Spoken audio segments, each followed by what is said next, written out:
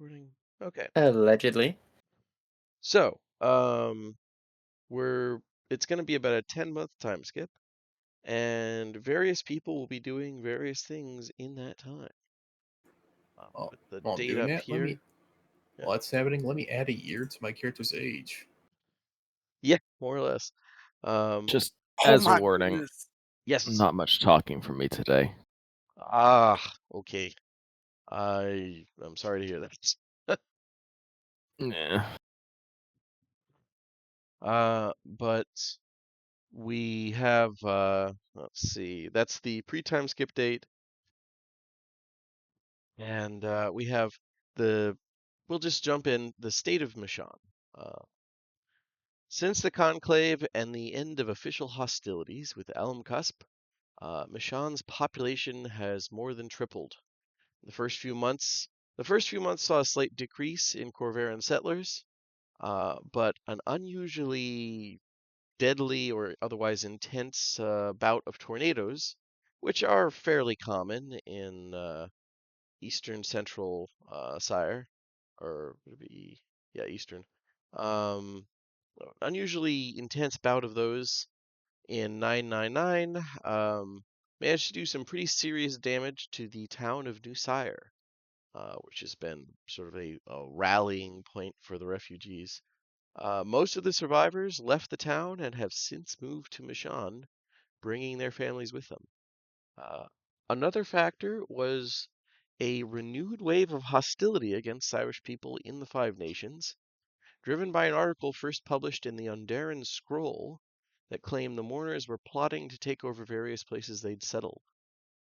While many called it simple fear-mongering, there was no denying that there was probably at least a kernel of truth to some of it, given that it was very well researched and referenced documents from Irish nationalist groups that the paper made available to the public.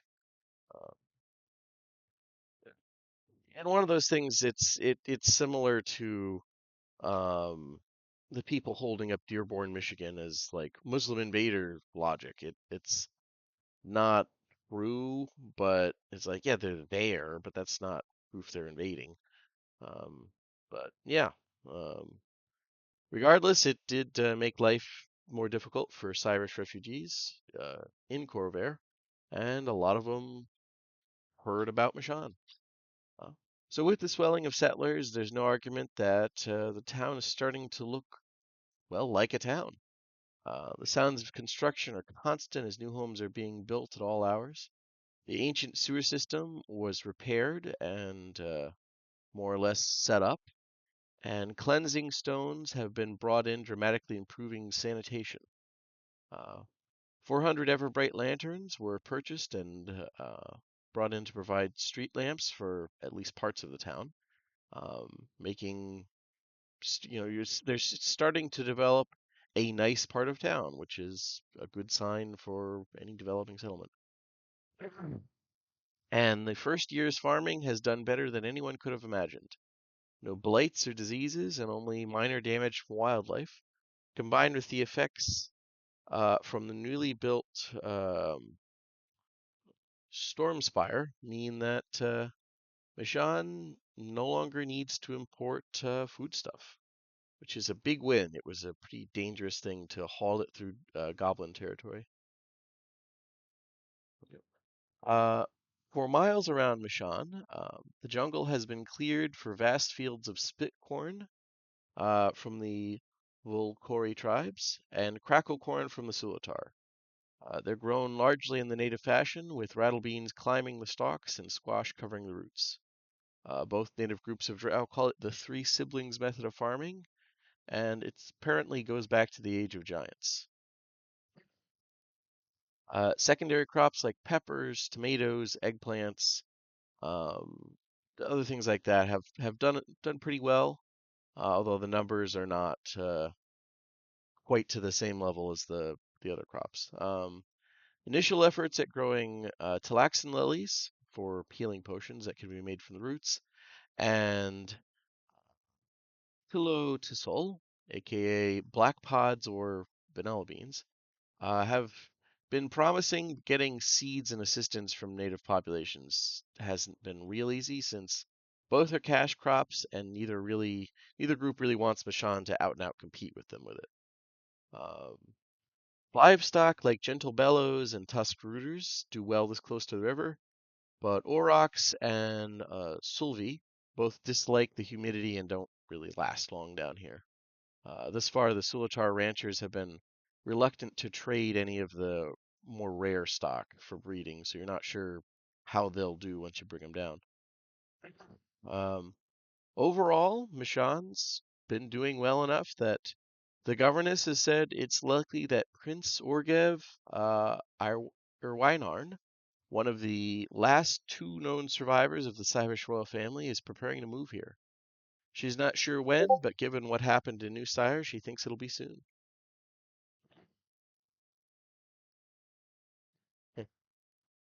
And Ain't that dandy? yeah, I mean that would be a very big move if the prince himself moves. That would be I won't say a severing from Corvair, but it would be a jump in the direction of this really being the homeland.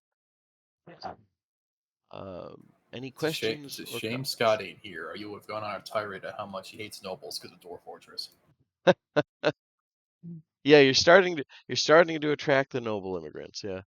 Yeah. Are we gonna have like 80 like in Boat Murdered that do nothing? There's not enough Irish. I mean, eventually, but most of the Irish nobility just kind of adjusted. They moved into like wealthy places elsewhere. They were the ones who were typically able to kind of they had a cushion as opposed to like middle and lower class not having it.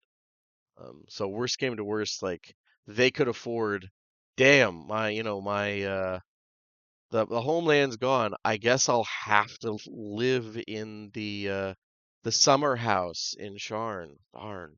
Like, yeah, it's but with the population boom and word spreading across Corover that the Cyrus people have founded the first settlement of a new homeland came a surprise. A newspaper, monthly, was founded by a plucky young reporter from Sharn named Staris Thistletop. Uh, Uh, where she got the coin to break away from the Sharn Inquisitive is anyone's guess, but there's a rumor among the refugees here that the city of Tower uh, that have come from the city of Towers that she was involved in some sort of legal dispute with House Deneath, and that ended with her collecting quite a bit of coin in exchange for a non-disclosure agreement. You Um, don't say. Really? Huh. The halfling woman herself has already gotten both fans and distractors in the community since about half the paper is written by her and covers everything from gossip to farming tips to occasionally serious political analysis, both on the islands and back in Corvair. Thus far, the political analysis of here is, we'll say, base level, but she's probably going to get better. Look, She's if she named gets captured again, I'm not doing shit, doing anything. She's named the paper the Giant's Pen and seems quite happy with her monthly publication. It's 8 copper pieces per issue, and a yearly subscription is 8 silver pieces. Not awful. I'm sorry? It's not awful. That's that's not all of them? I'm confused. That's not awful. Oh, no, that's not awful. No, papers need to be somewhat affordable. Um, One of the first things that the pen gets to report on is the scandal that comes when New Galifar and its king formally rebuke the unity of Raedra for failing to meet their promised trade agreements. This comes on the heels of them apparently halting aid shipments that they've been sending from Sarlona to Corvair for about a decade now. A little longer, actually. Rumors of political instability and even some sort of civil war within the reclusive foreign nation have spread despite their ambassadors insisting the unity has simply had a bad harvest this year.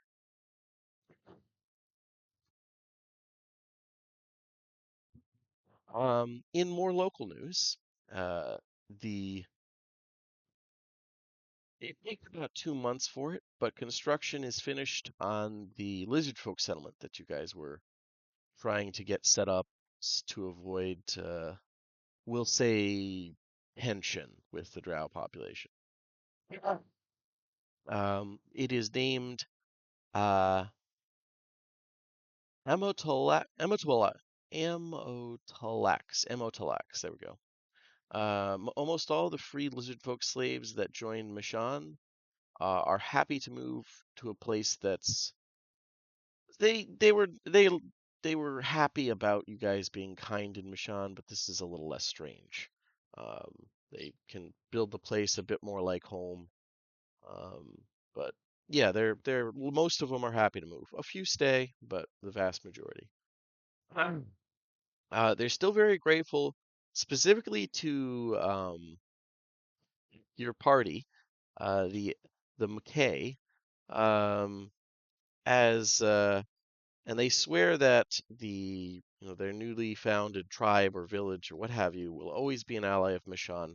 You get the feeling they kind of view these things more in lines of personal debts. Abstract concepts like nations and even kingdoms are a little foreign. They understand them, but it's not real to them. But they know you guys helped them, so that's where their loyalty is.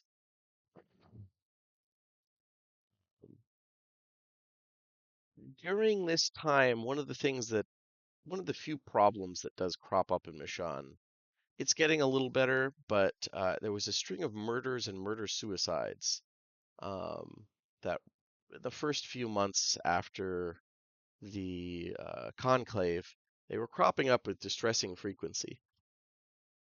There was an outbreak of them.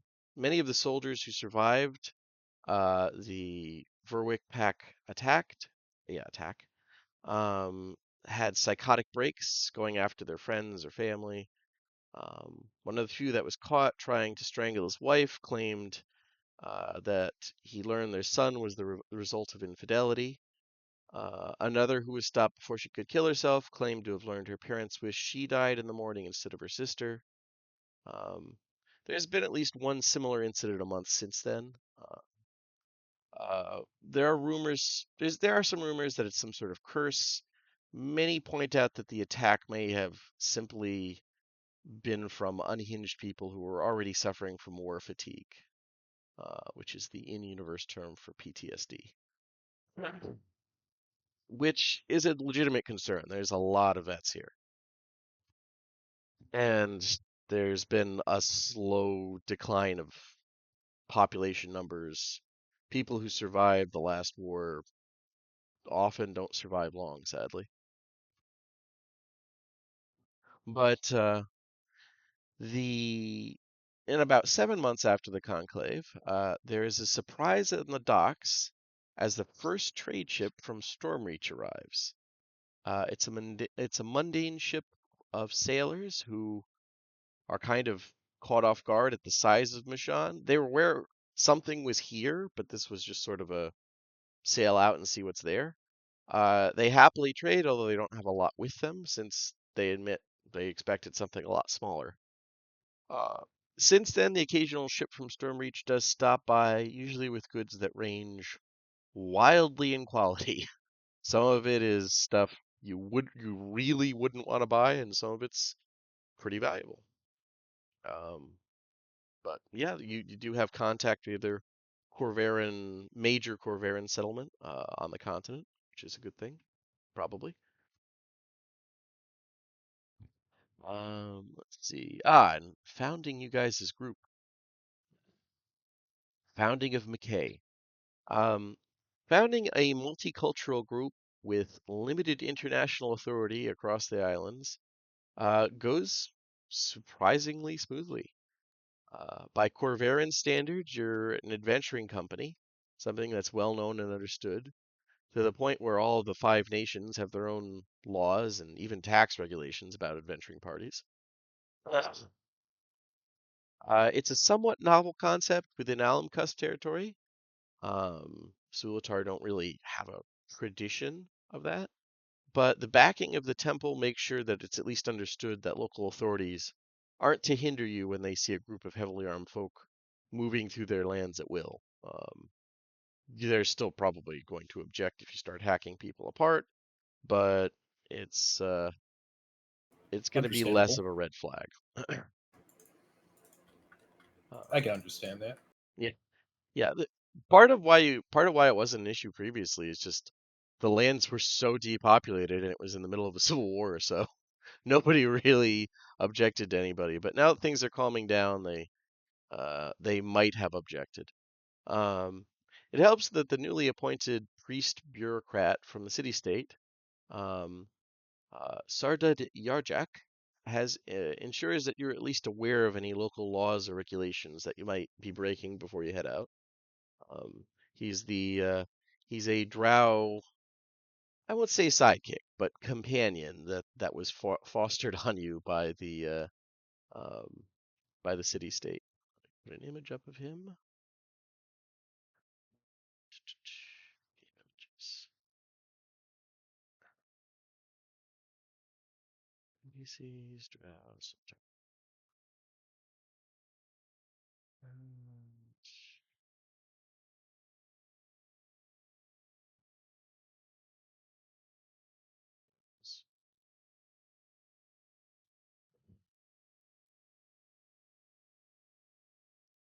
It's honestly kind of shocking how well the concept goes over in the southern half of the island.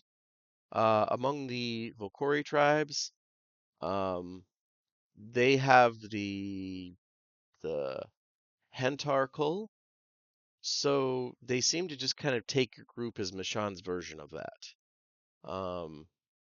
It helps that you have the Grand Chieftain or Grand Master of the Justified Paranoia tribe vouching for your group. His exact words were, "They're reckless, violent, and obsessed with taking what's valuable from ruins. If they weren't starting their own tribe, I'd try to recruit them again myself." While a lot of recruits you do get into this adventuring guild are humans and other peoples from Mishann, you get a couple Sulatar clansmen from the north or Volkori tribals from the south, and even a few free lizard folk slaves, and exactly two Dracolic Thrycreen. Another factor that helps is building your headquarters out of the massive ruined lighthouse that once stood on the edge of Sea Spray Bay. It takes all 10 months to build, but by the time it's finished, it's a real sight to behold. At its highest point, where the actual lighthouse point is, it's about 300 feet high and wide enough to house hundreds of people, with separate areas for an armory, training halls, a shared chapel, and amazingly enough, even a bank. All topped up off with a pillar of magical lighting that lights up the sky in the bay and actually adds a little bit of ambient light to Mishann's night. Yeah. He really went all in on the something to block out the sunlight. And I will put you guys on the new and improved Mishann map so I can point out the fun here. I see the agriculture expanded.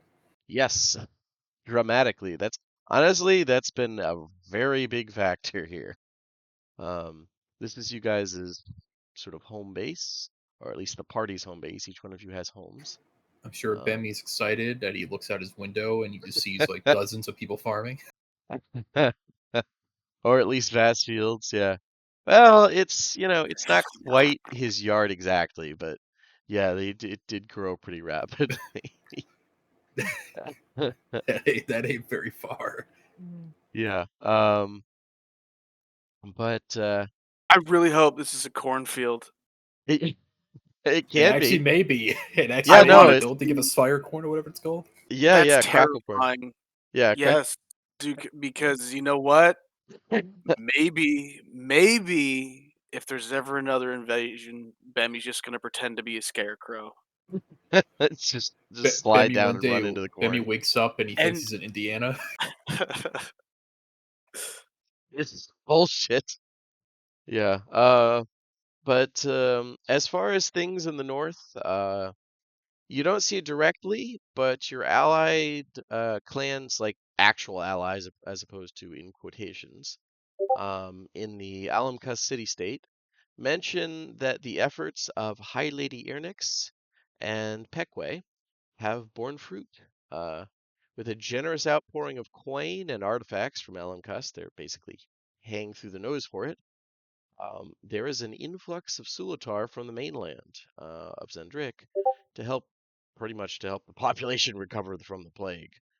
Um, they need people. They really, really need people. Um, so it's sort of I don't know if immigrants is the right term, but they're having their own flood of people coming in with promises of membership in, clans, things like that. Uh, they're mostly coming from the various city-states that apparently dot the Valley of Shadows in the interior of Zendrik. Most of the immigration is driven by offers, like I said, of clan membership, and even the foundation of 3 new lesser clans to balance out the power dynamic created by, like, taking away the lesser clan from one and adding 2 more. Uh, so yeah, they had to change. Between this and a wave of people who fled to the safety of Alam Cusp during the Civil War, they're all kind of they're returning to the countryside now that it's not a comedically dangerous place to be. Clan territories no longer look like ghost towns. They're still pretty sparsely settled by Corvaran standards, but you can't walk for just miles and miles and miles and see nothing but like abandoned farms and stuff. Um, I don't know if you consider that a good or bad thing. They are, slave-holding drow, but regardless, um, one of the things that you guys kind of have to deal with is that on the monthly trip through the Midway Shadow Demiplane, Taman the heavily scarred member of the Trailblazers Guild of House Orion, says that he has a letter from Baron Kawanti de Orin for the governess, which I won't say she doesn't rely on you guys like ridiculously heavily, but she does take your advice for a lot of things, and after reading it, asks you guys to come in and give your take. Um, Apparently, uh, House Orion wants to change the terms of the agreement they made with Prince Orgev about using the demiplane. They want to either institute some kind of coal or otherwise get regular payments from Mishann for its continued use. Uh, for her part, the governess doesn't seem too upset since she'd already gotten word from the prince that leadership in House Orion is under pretty serious pressure to show something for the obscene amount of coin they've dumped into investigating Shadow Demiplanes. So far, they have yet to return any kind of profit. So they made this deal out of desperation to get something back for an expedition that they thought turned out like shit. And now that it's actually working out, they're trying to get a little more money. Um, but she does flat out ask you guys what you think Mishann should do. If she trusts your advice. Uh, some kind of regular payment for Mishann to cover travel, a toll per use, or you could just tell House Orion that they need to stick with the deal they signed. It's their fault for underestimating how quickly the settlement would grow, or anything else. What do you guys want to do? I'm fine with any fair deal, Okay. as long as it's not extortionate. Gotcha. Uh, Is there like a contract time limit that was like underneath this to begin with? Not really. I don't really have anything written. It was just they basically agreed to like X number of years, the Cyrus people pay X amount to use it. They didn't think this would work. They weren't going to try and fleece people regular because it's in the equivalent the other side of the portal is in the equivalent of fantasy Afghanistan. it's a bunch of refugees and it's a settlement in like Madagascar. They honestly probably thought everyone would be dead by now. So they kind of are just looking, like I said, to show some kind of profit for having dumped obscene amounts of money into researching a pretty like strange natural phenomenon.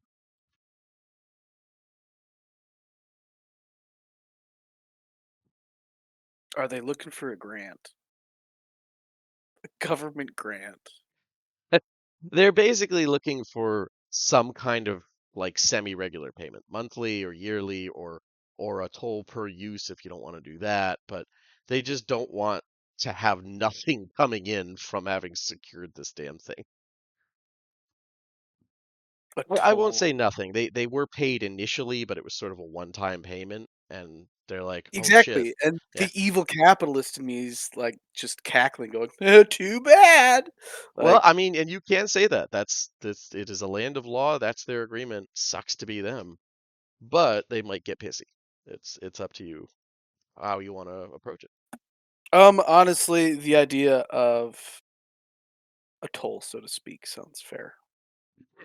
Okay, so like a toll per use, basically, as opposed to like a monthly thing coming out of Mishann directly. Yes. Yeah, like that honestly makes the most sense because then it's not like, oh hey, we haven't had any refugees come through this month, but you still got to pay us money. Okay, yeah, no, that I'm fine with that. If it's basically starting to dwindle out and it can see to a toll, but if we're still getting pourings, and I'd say monthly payments. But yeah, Okay, yeah, so it sounds like a toll is the initial concept. I will try and think out like and appropriate numbers, but and if yeah. this is interstate pricing, I will skin them. Yeah, it's kind of like it's a mixture of like interstate slash airport pricing. I don't know. I'll have to think about it. It's a very odd thing. Part of it Well, I'm gonna is be. that it's I'm a already getting little violent. it's a little risky to go through. You legitimately do need a guide. They're not just like throwing a tax on for no reason. You do need to have someone to make sure people don't get lost in Midway because Midway can be a little risky at I mean, times. you're not supposed to be there. They, So yeah, the locals do say that.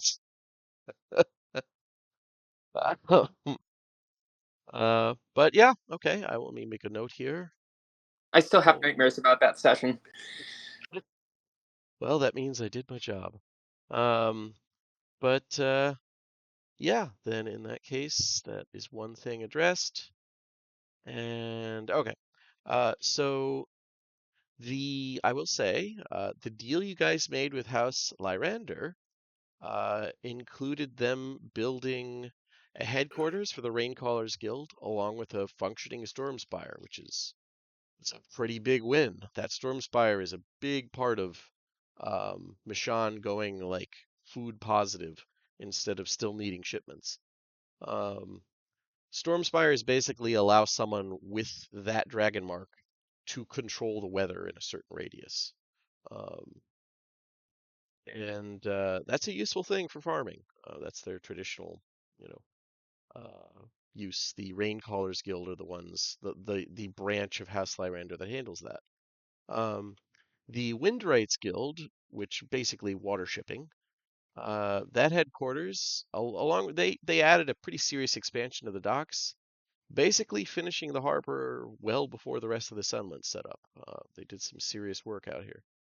Um, Both the docks and the storm spire are huge projects that took months to finish, but they were happy to do it as they systematically dismantled and hauled that massive ship back through the portal as regularly as they could.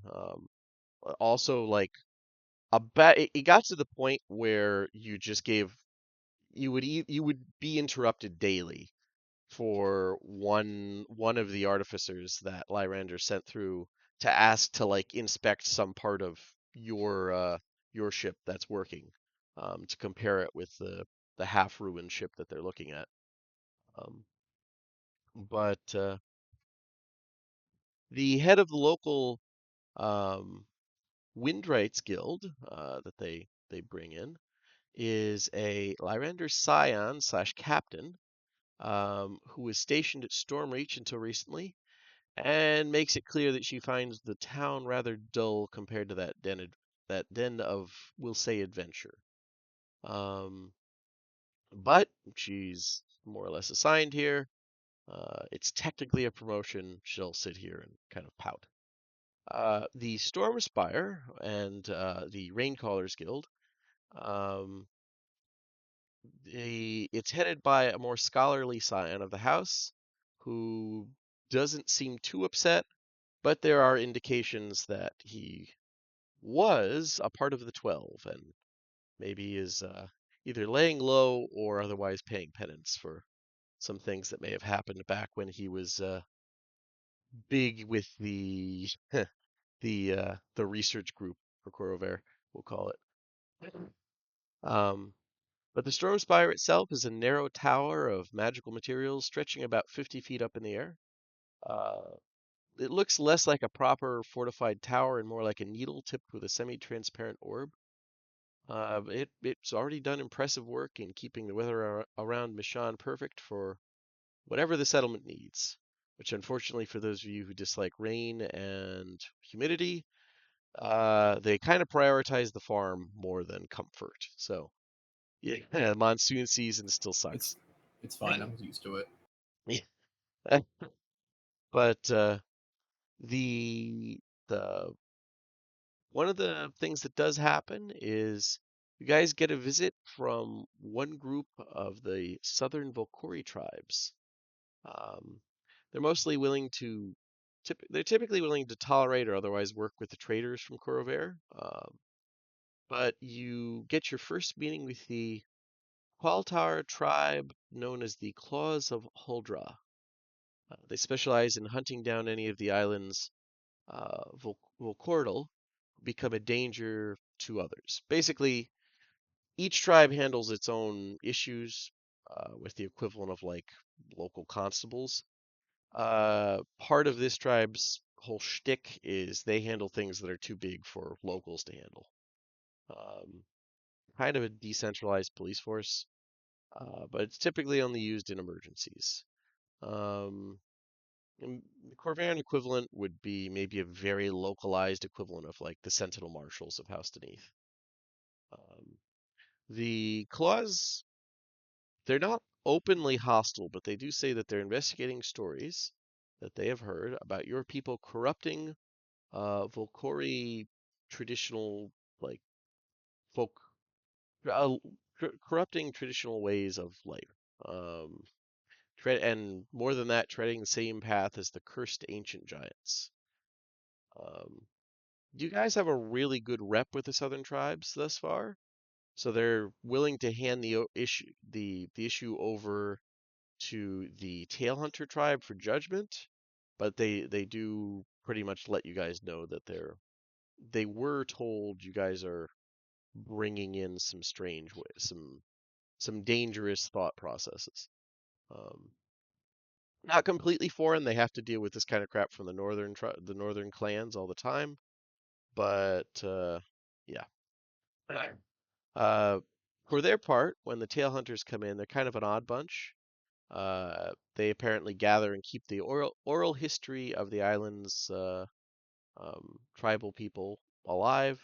They tell the stories in big reenactments at each little settlement or village, and they're often accompanied by either a festival or usually just like a day, half a day's break from every non-essential work.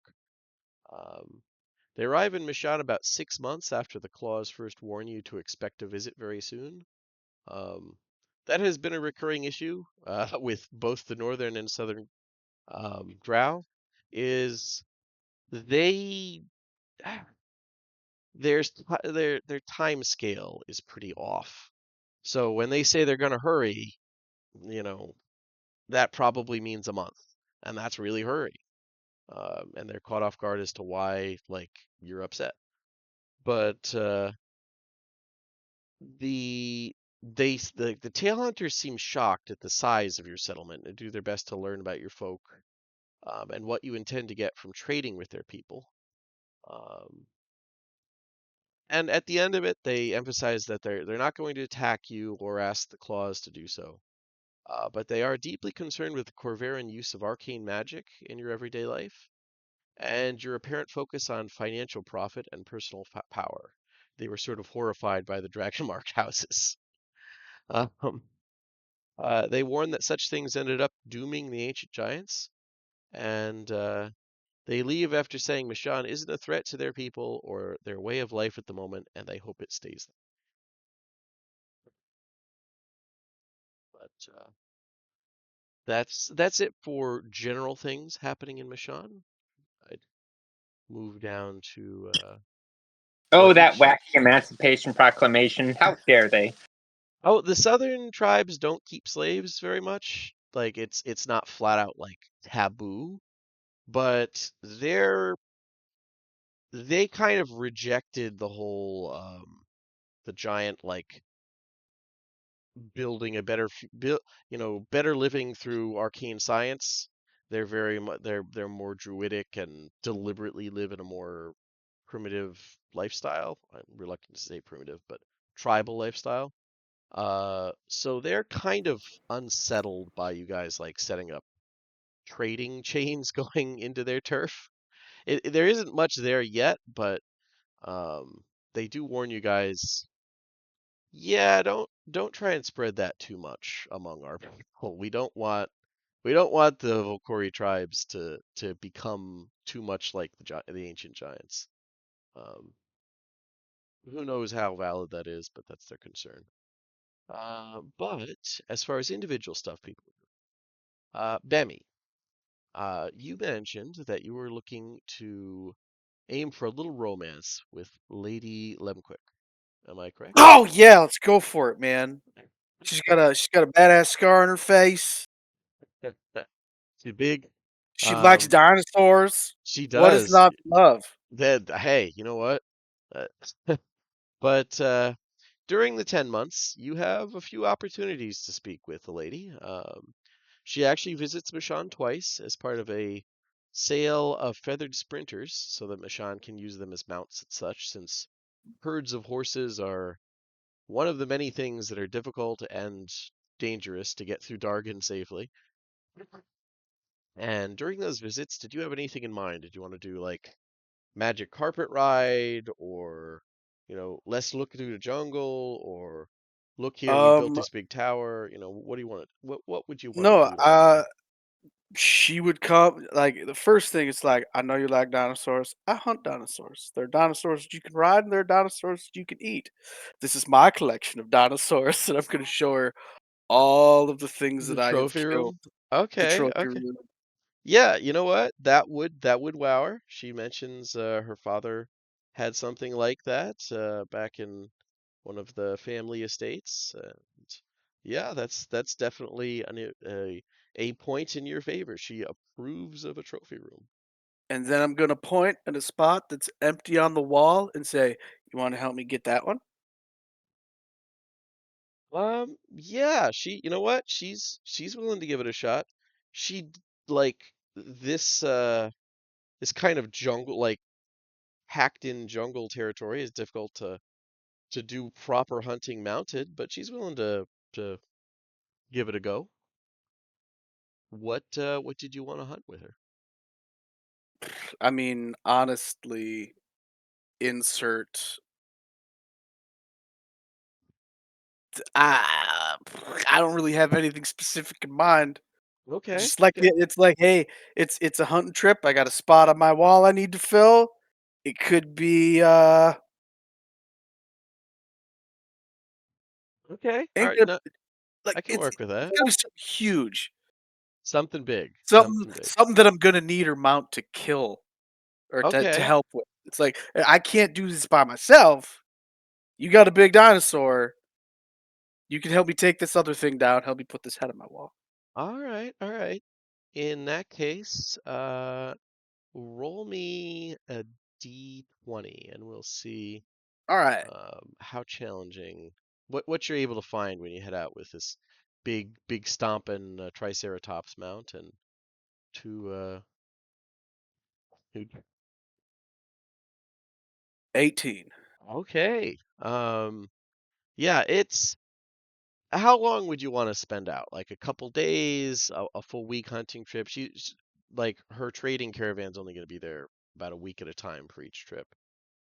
Oh, it's just then if it's just gonna be for like a week, I'd be like, hey, let's just do like a 2 day, Okay, 2 day hunting okay. trip Yeah, if she's up for it. head out about 20 something miles, turn around, come back. Okay. Yeah. Um, yeah, I would say about your first day out, you you see a couple smaller ones, some um basically little velociraptors. It's not a great trip initially, but after turn around and coming back, and hey, it's more about spending time. You are caught off guard. I won't say terribly with your passive, but you're surprised, we'll say, at finding the signs of a um, probably at least beyond adolescent aged river dragon, the locals call them. Um, they're also called spinosaurs. So they are Oh. that would be a big catch if you want to go after Well, Arc fans currently just shit themselves when you said Spino. it. well, absolutely. I'm yeah, Bemmy's certainly gonna wanna be like, all right, this is our chance. This is the best we got. Let's go for it. You ready? Yeah, you And know what? She's down for that. They're not real common in the grasslands, but she's heard that they are uh quite a hunt, we'll say. And yeah, between you and her, you eventually track one down. It looks like an older male. Um, not quite like ancient, but definitely no, not quite like I keep wanting to say senile. That's not elderly. There we go. Not quite not quite elderly, but definitely like getting a little long in tooth, which is them because it's got a lot of them long teeth. And but yeah, you're able to catch it unawares and with your usual volley of horrific death from above and her charging in atop a elephant-sized triceratops. Um, I it's mean that's all it's of them. I don't know so why I quantified that. I'm sorry, it's so cow. I'm gonna shoot it first, then I need you to trample it to death, okay? Yeah, and it's quite a epic battle, but with her basically like ramming it and keeping it from just running in and knocking the tree down that you're in as you shoot the hell out of it. You guys are eventually able to kill it, although it does cut her up a little bit and take a few big bites out of her mouth. But with some careful application of healing magic from you, you're able to heal up her mount pretty well. And you got to leave a lot of it, but you could bring back a fair bit of meat as well as the head, which honestly, the head is big enough. Like that's not the empty space in your wall. You're gonna have to move half the stuff on the other side of the wall to get that skull That's there. that's even better. That's Yeah, even like better. that's you'll be a little overcrowded because you have to clear the wall to put this skull there. But It's all yeah, right. you now I got have 10 months of downtime after this, right? So I can just start it. It's just interior decoration. No reason he can't handle it. It'll be fine. yeah, exactly. Demi's got time. Um, and yeah, it seems like a successful date. She is sufficiently wowed at your forestry skills and your sweet dinosaur collection, which I gotta say, you know, if she's not wowed by your sweet dinosaur collection, like, oh She's not man, worth like, it. She's yeah, not the one. exactly. Like, That's that's just the truth of it. I'm yeah, sorry. um, So I built this Ankylosaurus. Pretty cool, yeah? took me The about answer's no. 3 months to get the painting just right. Yeah, I know it looks real. It's I- impressive. take your time. But yeah, so that's one of her visits, and the second visit, did you want to like take her to see Mima, or it's not that serious? Whoa! I don't know if we're at that point yet. All right, why don't we No, they pump still got brakes? some good time together yet. We don't need to end it like that. Like, Visiting the let's parents is pump always the big brakes. jump. It was just a hunting trip, okay? I don't need to take you home to get your soul trapped in a fucking mirror by Mima just yet. Fair enough. But I yeah, mean, I am gonna say though that it wasn't just a hunting trip; it was the hunting trip. Were you yeah. there? J- No, but I All right saw then. that freaking dinosaur skull you put on your wall, Benny. Yeah, I would say like this is the amount of meat you bring back. That's you get accolades from just about everybody who does any hunting here, which is like half the pop. So yeah, Can't. Yeah, just, a lot of actually, slaps on the back. we'd probably be able to. I'm just glad she has a dinosaur. I wouldn't want to carry as much as we got back, anyways. That would No, suck. you would not. Oh my It gosh. would be a challenge to get the head back without a mount like that. Yeah. But yeah, if you want the second one to be a bit more casual, we don't need to go over it. But yeah. And you also mentioned something about building I believe the exact terminology was a village for little fucking Star Wars bears. Um, what, how much money are you willing to pour into building more tree fort stuff? Oh. I mean, what do you think I'm spending my money on? Not a whole Yeah. lot. So Well, let's see what I got. What do I have? See, what else do I have to spend my money on other than hunting trips for dinosaurs? I Benny becomes a have. big game hunter. Yeah. Let's see. Yeah, just in it currently right now that I got 28 silver pieces and 930 gold. Okay. So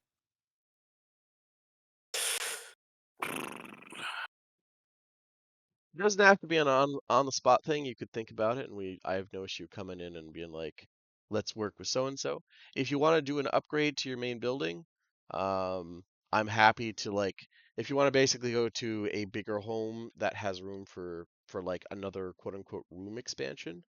I would just take the 250 off that your house is worth off that cost. So that's what I did with Mercy Sevens. So okay, that's something to think about. yeah. And That's, yeah, you get a bigger house and the option to have another, another room slot. So the different rooms you could put in. yeah, I had to get a new room for my new fucking dinosaur skull. I had to.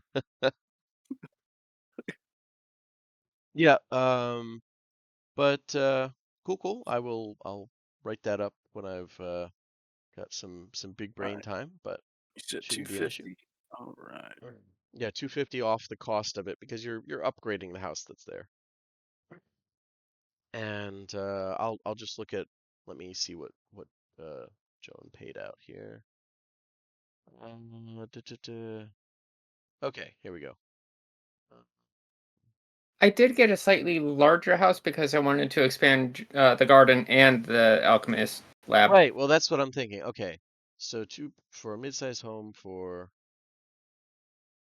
okay, yeah, so for about I think it's 500 gold to do the upgrade and then some money to throw towards whatever kind of room sounds cool.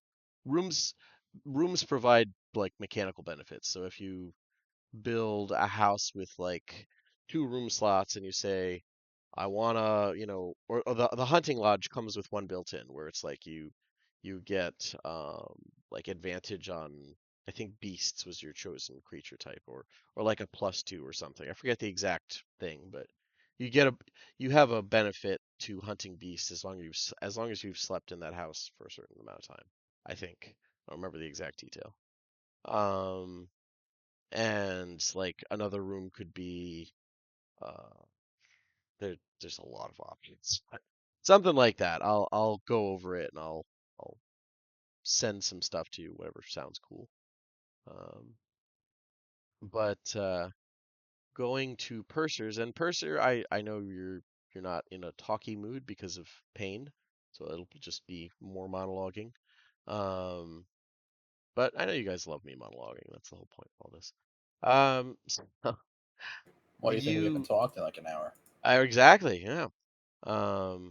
But Purser, the first thing probably I'm imagining is heading your field trip to the Fist of Onatar in the Moorholds. Well, the very first thing is getting construction started, but yes. After that, yeah, that's once that's all set, you're gonna take your new gigantic mechanical divine friends across Querver on a cross continent trip. Um, and Yeah, realistically, use of lightning rails, ships to cross the Scion Sound. The slowest part will be, going on foot in the actual hold themselves. But yeah, it shouldn't take too long. The entire time you're doing this, Endeavor and Patissier are doing their best to learn Dwarven. They're making decent progress. Uh, and it takes about a full 28 days of travel for you to arrive at the Fist of Onatar. This active volcano is sacred to the dwarves, who believe it's a holy site of that god, and have built a grand temple for him in the foothills. It's a tense introduction, but when you explain who these enormous constructs are and how far they've traveled to worship, even the most fanatical of the dwarves are forced to admit that Endeavor and its fellow Arconics have earned a chance to show their devotion. So that it goes surprisingly well. There's a lot of instances of some looks, but largely the excuse of uh they're a House Cannith project or something. That gets you a long way as far as getting through Corvair and not having people like try and, I don't know, steal them or something. Um, it also helps that you have, of the four of them, two of them are absolutely capable of like derailing the train if they want to. Purser can act enough of a crackpot wizard to bluff his way past border security. Yeah, like they stop you a few times. There's a lot of looks. Like Breland, appropriate bribes get you through, no issue. Um, Flamekeep, you you actually tell them the truth there, and they're willing to let it go. Or Crane rather. Uh, the Karnath, you have to have your papers. That takes a slight detour to get some appropriate paperwork created in Thronehold, but once you're through there, it's not too bad by and large, I'd say. Um, but Yeah, Endeavor, for his part, thanks you profusely, Purser, to the point where it's a little embarrassing, for helping him and his companions travel here. He says, or well, it says, I keep saying he. It says, this was no small feat, and while Omnatari, as we know him, may have faded from the world, only the blessings of a god could have gotten us here. Should you ever need an ally against any force, even one beyond us, come here and open the urn. You need only say the words, Juquat Riskan Tok, and the last legacy of Grand Jaquata will come to you.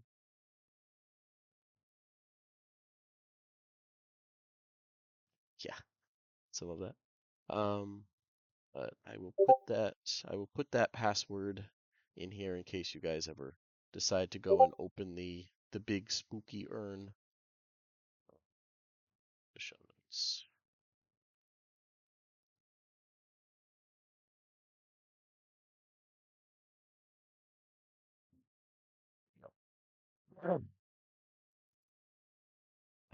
And on your way, I'm assuming since it literally takes you through Thrain that you would visit Flame Keep on like while you're there.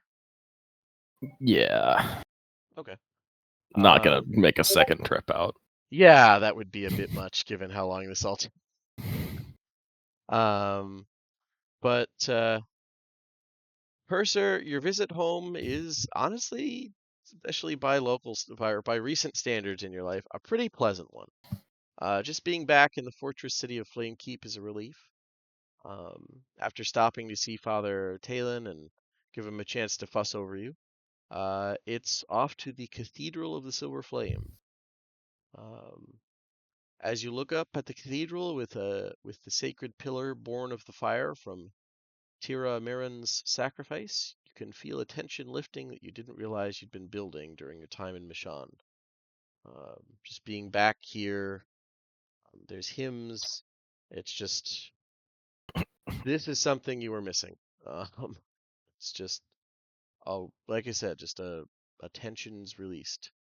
Um, Once you're inside, High Cardinal Crozin agrees to meet with you after you're disarmed, as he does with everyone who he meets in person. Naturally. Little paranoid, but you know, it's in a man in his position, you have to be careful. Um, he is a hulking man, still built like the active paladin of the order that he once was.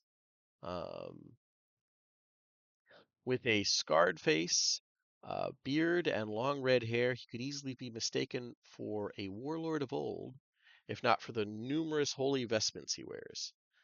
His assistant sits in the background, poised and ready to take notes. Put an image up of Purser's um, boss, we'll say. Let's see.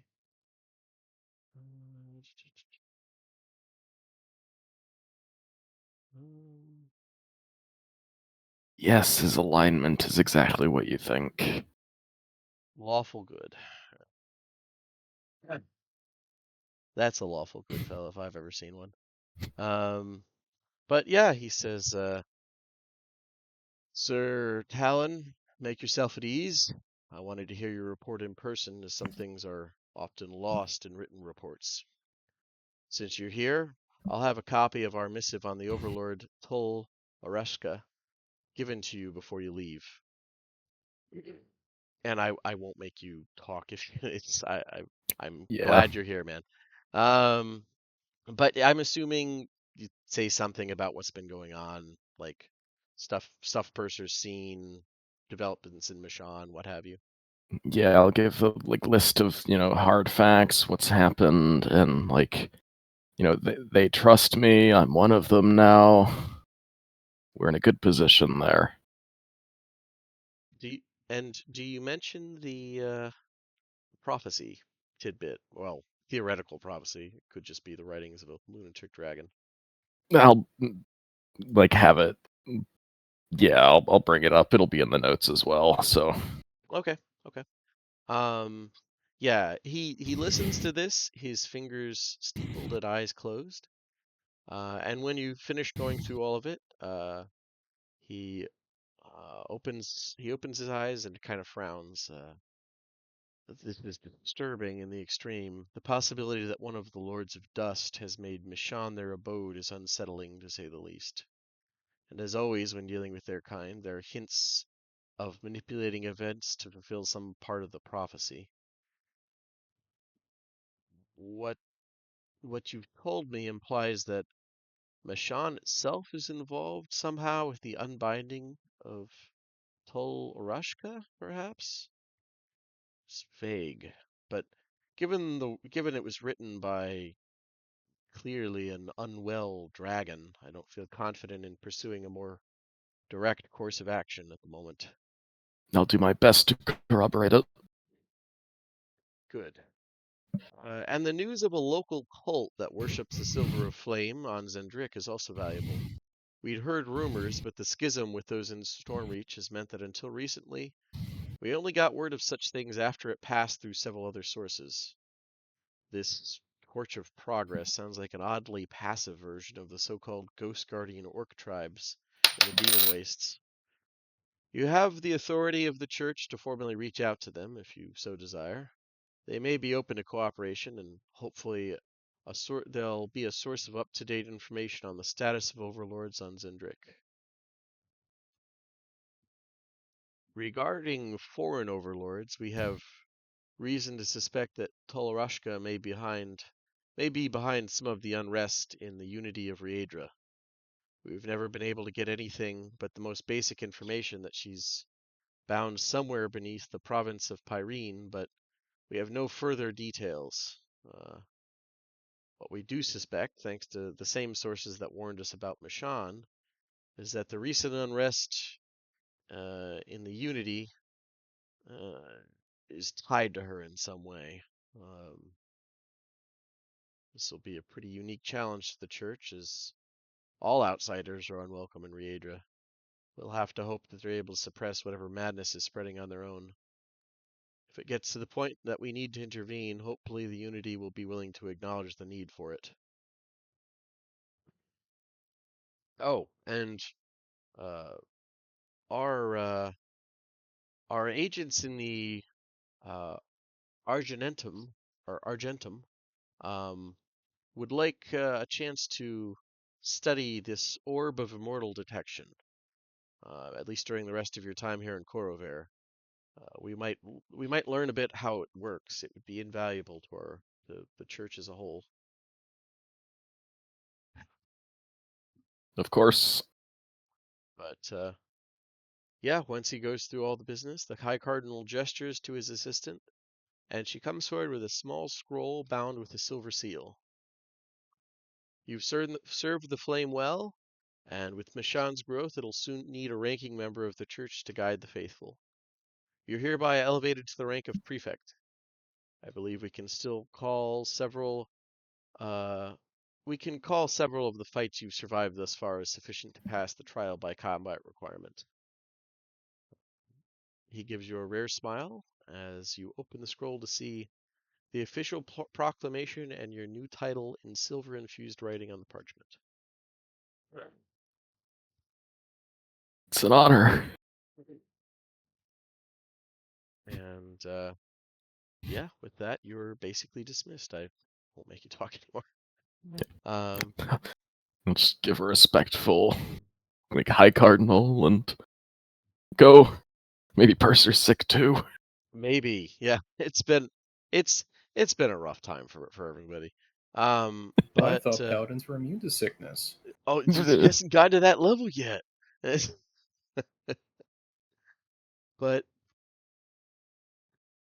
the last thing was, once you're done with your at least 2 months in Corvair and you come back, um, you mentioned you were going to pick up some alchemical research to fulfill your agreement with High Lord Gwennet. He sends his lab assistant slash like slave to pick it up, a lizard folk male that he simply calls 306. Despite some of the town guards informing him he's free once he crosses the, into Mishann territory, 306 doesn't seem to care and simply thanks you for his master's goods before returning back to Gwynedd Cull. He also hands you a folio of the Lord's notes, since the eccentric Sulatar seems interested in having his work celebrated by a larger academic community. He's claimed that he feels stifled by the backwards feudal nature of his people. Um, uh, that said, even a quick glance at the meticulously detailed notes is enough to make your blood run cold, given the complete lack of ethical restrictions in any of it. But the research itself is solid, even easily to the 12 standards. Although if you sent this to them, they'd likely demand your arrest, or whoever did it. Much to your surprise, a week later, you see that Clan Gwynedd has purchased a storefront in Mishann and is selling their potions and poisons out of it. Point of contention with local law enforcement, since the clan representative seems puzzled as to why anyone would object to poisons if they're okay with potions. Um, but let's see, Bemi, Balthazar. Um, Balthazar, during your downtime, you've made great strides in reconnecting with many of Rajan's old contacts, be they social or business. You find yourself eligible to host several events for one or both groups, either in Alamcusp initially, just because, party in the capital. But after one or two of those, they're willing to head to Mishann itself to see whatever cool place you set up. They obviously are going to expect a pretty fancy place to party, but uh, either way, you're in with a lot of Alamcusp's uh, idle youth, we'll say, or wealthy young clan people. There is some hesitation from the uh, from that ruling elite, given that you're an obvious foreigner, but not many are actually willing to turn down the chance to party on someone else's dime. Um, it will cost you about 250 gold to throw a party in Alamcusp. Each time you do, you gain favors among between 2 and 4 of the clan nobility. It's basically carousing, but I'm just upping the number of contacts and favors you get because you're cooking with gas because of Rajan stuff. If you You said care how to do much? that, it's 250 gold, and you're just gonna you'll get more. It's basically carousing rules, but you just get more out of it Yep. because Yep. I spend my actual money. Yeah, 250. okay, 250. Let's go to it. Downtime activities. Okay, here we go. Carousing.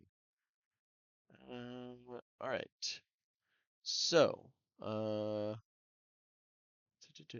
casket, criminals, labors.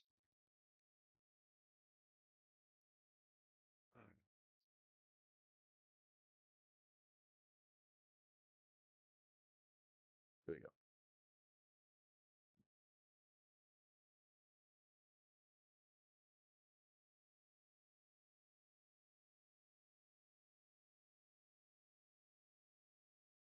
Sorry, it's 3 checks. I just need to find the exact ones here. Oh, okay.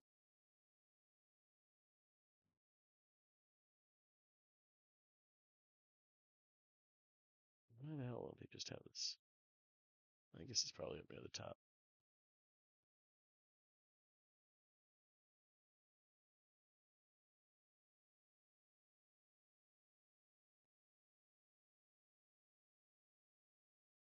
Okay, here we go. A persuasion check. Uh, I guess it's just a persuasion check.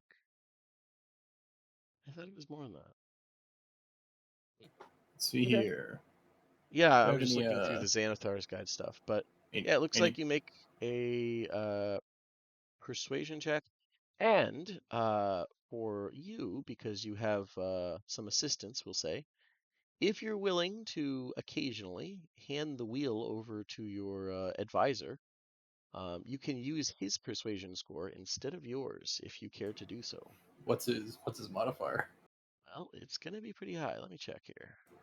And what do you mean by let him take the wheel? Just go full Johnny Silverhand, just turn off my brain, turn his on. I mean, you're aware, but it's basically just letting him, yeah, take the wheel a little bit. Where's Raj in here? Johnny I'll Silverhand. I think you hit the nail on the head there, Yeah. man. It's gonna Uh, suck when he goes and gets a tattoo, I and was you gonna can't say stop if it. I You wake up can't. with any diseases, a new tattoo that's not mine, or I am doing some insanely degenerate shit that I would not be a fan of, I may say no. I mean, that depends on how long you give him the wheel, but yeah, that's fair. I'll speak in my head. I'm okay with you taking the wheel, but do not reach too far. All right, yeah, If I see the drow whips come out, I'm just turning it off. all right, yeah. I mean, he's not thrilled about that, but he's all right if you're squeamish. Oh, here we go. Okay, I found it. Rajan. All right. His persuasion bonus is +6. Yeah, that's better. That's a bit better, mine. Okay. And this will be advantage or normal. I'd say advantage, because once All again, right. you're using his contacts. All You right. may not know these people, but he knows well enough. I And just yeah, I just do the Groundhog Day. I just somehow know everything about you, and I'm just best. I just know exactly what you like. yeah, exactly.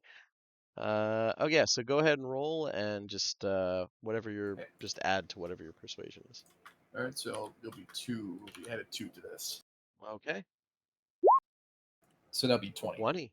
Pretty nice, pretty nice. All right. So let's look here. Okay. You have made because you're cooking with gas. You have gotten 4 favors basically from various not clan These heads, but people in ranks among the clans. Let's see here. maybe a son of a current clan, something like that at most. Or like a cousin, the ruling families thing, everybody's at least somewhat related. The feudal element. So there's someone within the immediate ruling family or like a branch family owes you a favor. Enough for you to pull some basically you can turn something that would be like a check normally, oh, this trade agreement doesn't look good. You have to persuade them. No, I don't. Or, these guys don't want to sell us to so and so, or these guys are harassing the Volkori tribes to the south. We want them to stop. Things like that. It's just an auto win. You have 4 auto wins for dealing with the Sulatar tribes. Um, and I think that's pretty good. By the end of it, Rajan does suggest that you invest in a high-end, well, we'll say club slash brothel in Mishann. He knows 2 others who'd be happy to cover their shares of construction. So for a third of the cost, if you're willing to, I wouldn't recommend starting it right away, but it's something to think about. If you're willing to take a third of the profit along with it, he wants to. His idea is to set up a place for higher end relaxation, we'll call it in Mishan. That's what he wants you to work on. That's his advice. Yeah, yeah, we're making melon shakers, Yeah, the gentleman's exactly. club. Yeah, exactly. Yeah, yeah, yeah. It's a classy place, trust me. Um, but either way, that's his advice, and you've got 4 favors to call in from various clan members. I won't give you exact ones so it doesn't narrow down. Just keep in I mind will. issues. I'll consider the brothel, but not now. We're still building, and Yeah, I yeah. want it in a part where like if you know, you know, and no one can wander into it. Yeah, yeah, exactly.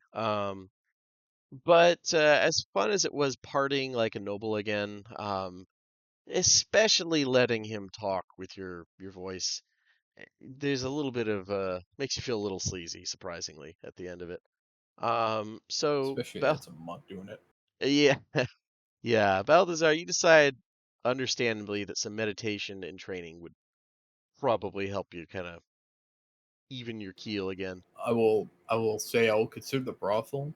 Um, if the party is okay with it, I'll definitely do the investment. Plus having how big this place is, having just passive income like that would be nice.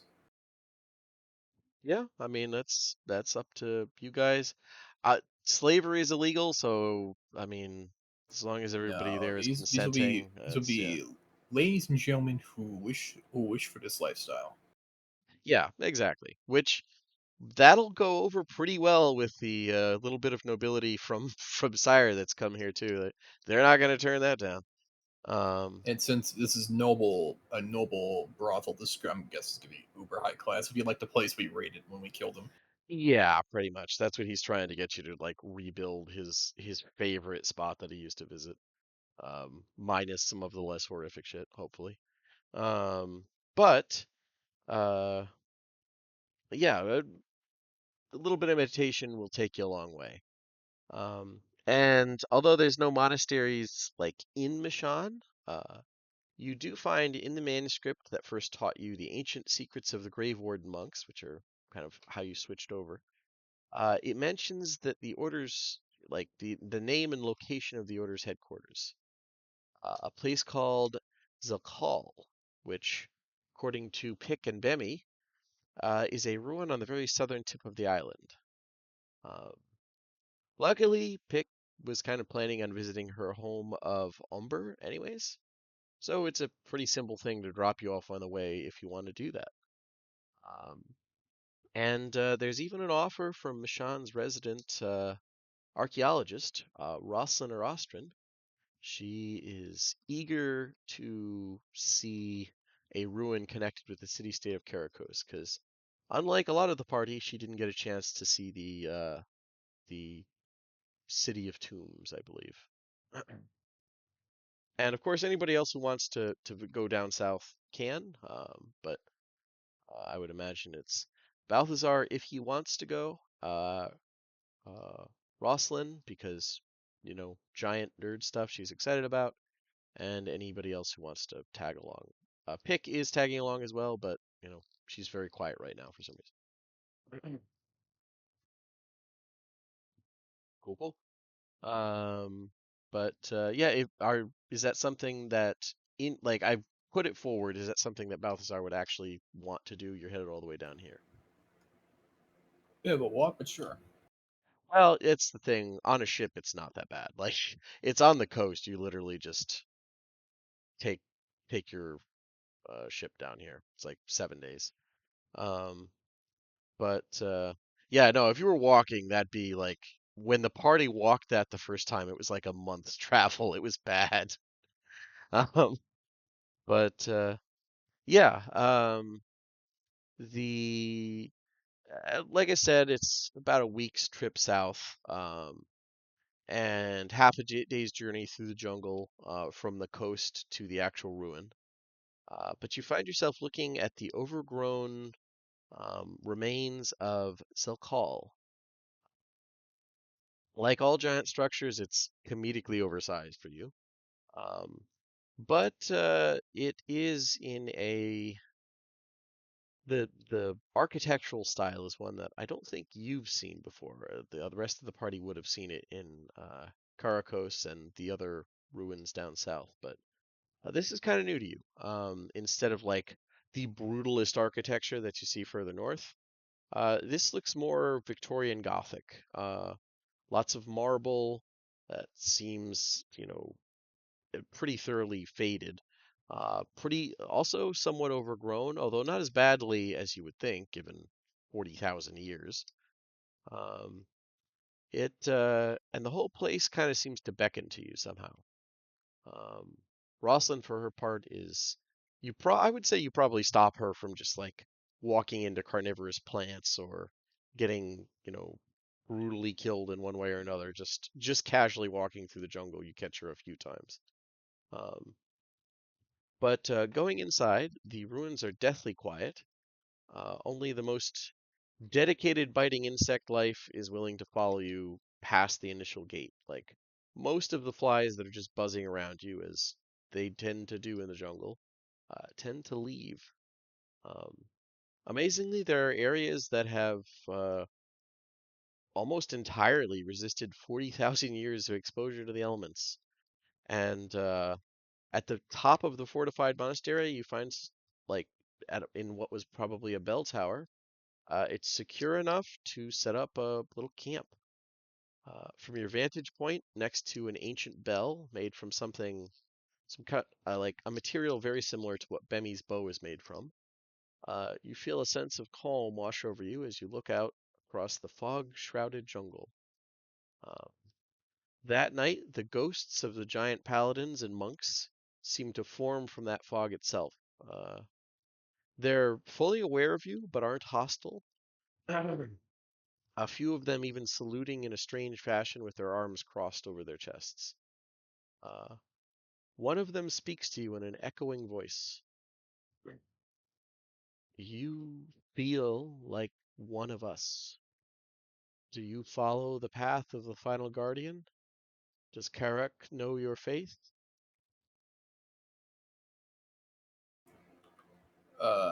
Assuming that's a yes because of my subclass. Uh, Rosalind, for her part, like, is absolutely ecstatic, and she's restraining herself from peppering this thing with questions because it is a ghost. Like she doesn't want to trigger its hostility and just have it rip her apart. But she does whisper in your ear that Karak is the um, giant god of death and judgment. So a good god to them. They all of their gods had good and negative elements. They didn't really divide them up by good or bad, but there were some that were just flat out. The only one that was flat out evil was Oleron's shadow, which just was taboo to even bring up. But uh, yeah, Karak, death, judgment, known as the final guardian.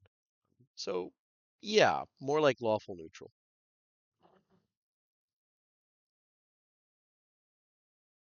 But what do you say? I respect his teachings, but I have never been educated in following him properly.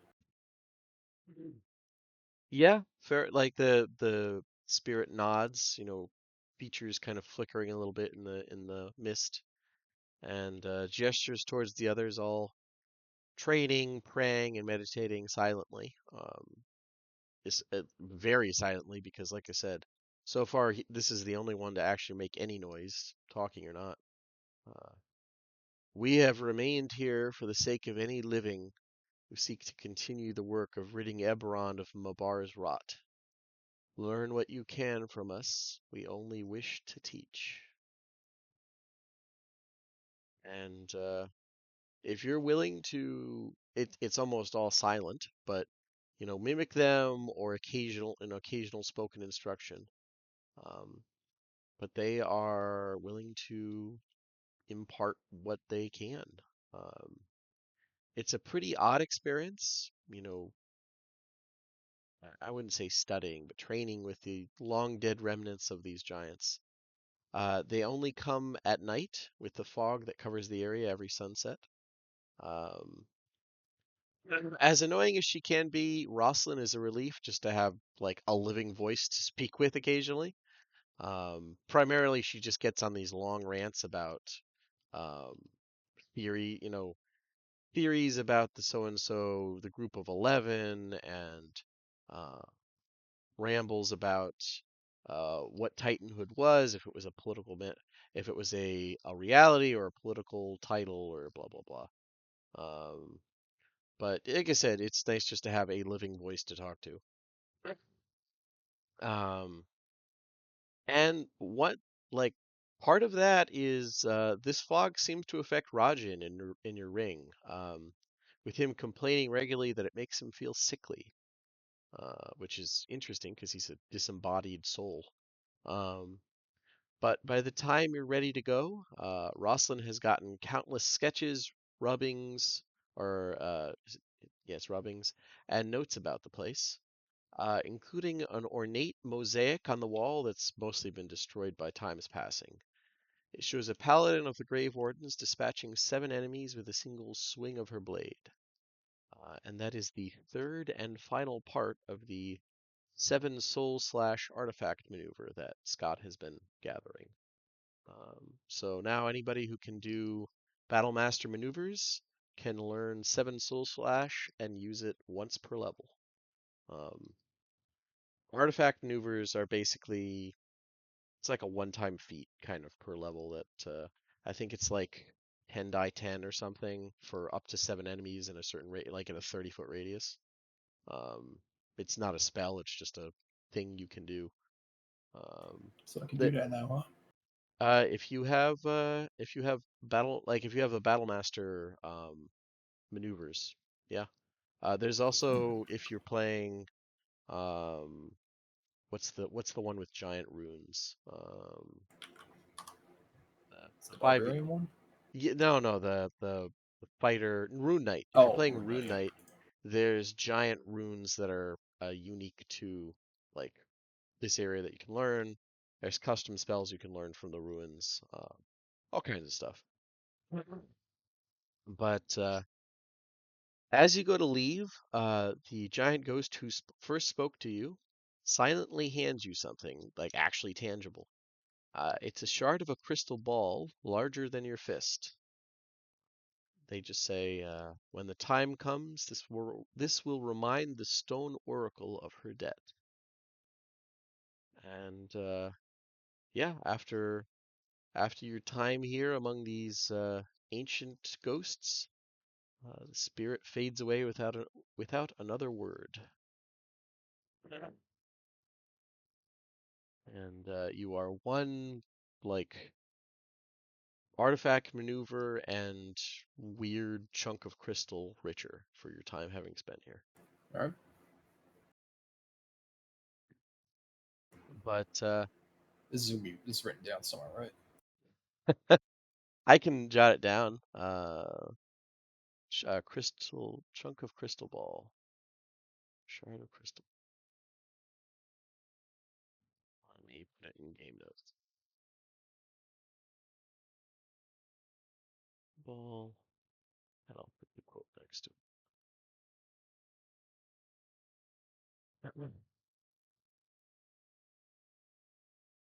Because that doesn't make a lot of sense. That's kind of weird rambling. But they're a ghost. Honestly, it's amazing they were this coherent to begin with. Even in death, they serve. But um, moving on, unless there's anything else you would like to do, Balthazar, we will go to Mercy 7. Mercy, you finished building your home, which you've modified to more closely fit the definition of, honestly, an alchemical lab, small garden included. By the end of the 10 months, you've made a good bit of your coin back just from selling raw materials and the occasional potion to the new shop run by Clan Gwynedd. The, it's it's nice that there's a shop now, but the people running it are a little funny. Is there anything else you would like to do beyond that during all this downtime, Mercy 7? If not, that's fine. I just figured I'd check. What about the shopkeepers is funny? Well, it's That one Mercy would notice. it's one very, I won't say rude, but very like opinionated drow woman and a bunch of lizard folk like shop hands who just like do a lot of the work. Um, which they, you know, they're freed if they're in Mishann, but they don't act like they're freed. They don't seem to pay it any mind. Hmm. That's something that I would bring up at the party. Okay. Even if it's just like I get a kind of funny feeling about that. And what does the party say? Besides Dan, who can type if he needs to.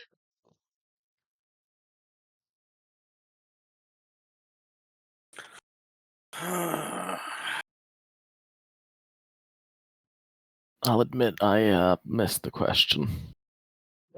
Um, the lizard folk freed slaves who are working at the Clan Gwynedd alchemy shop are not acting very much like they're freed.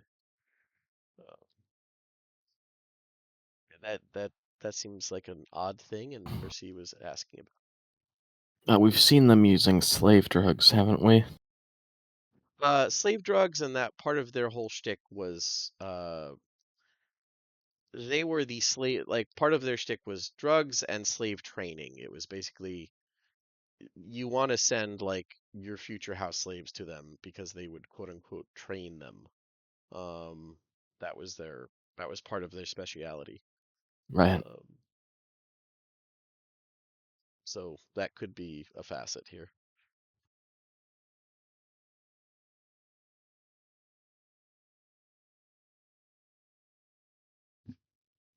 But yeah, beyond that, I don't know if that actually answers your question, but It is good enough. Purser has no idea how to approach this. yeah, I mean they are legally free. Like they cross the boundary, you had that set up, but if they don't leave the service of Mm. those people and they just go back with them. There's not a ton you can do. It's not like they're coming here and insisting that there are slaves, right? It's No, not at all. It's just they just don't pay it any mind, both yeah. sides. We can't But stop people from unemancipating if they want. yeah, I will say, you do get the first couple basically runaways, slaves who do cross into Mishann and thus become free. And so, and they are not like completely indifferent to being free. They're very much enjoying, hey, I'm free. I don't have to deal with like some psychotic drow throwing a tantrum. It just seems to be the ones that Clan Gwenet are sending are maybe not entirely uh, open to the concept.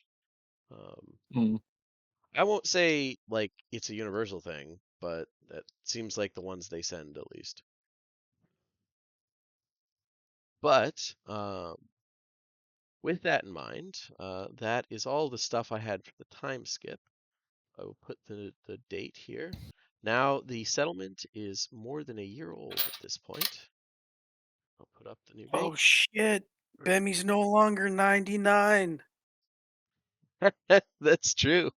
Oh, he's seen as an adult now. Yeah. I'm in triple digits, baby. I can drink. Yeah. I can. Look at this. uh, Um, does but Meemaw throw a birthday party, Sam? you know what? Meemaw would actually. Oh God. Meemaw would throw a birthday party, and she knows you don't got no friends, but she's willing to extend an invitation to the rest of the party since Day's the closest you got. You know, they ain't real friends, but Day's the closest. Your workplace acquaintances, Yeah. right? Right. Yeah. Well, and they'll turn on you if they think they should. Bemmy, don't you forget that. Um, Well, yeah, but it's not polite to point it out. uh, but yeah, she does that. She has, as just like with all of your past birthdays, a lot of the people are like, she brings out some of her friends or some of the trapped spirits in the mirrors. They have to sit around. Um, Deal with this again. I mean, it's time that they're not, disembodied spirits trapped in a mirror. So, it's kind of a win. Uh, Yeah, she gets to bring them out, and they are forced guests at a teenager's birthday party. yeah. Ooh, man. Oh, we can all feel that. Happy birthday, Benny. Here's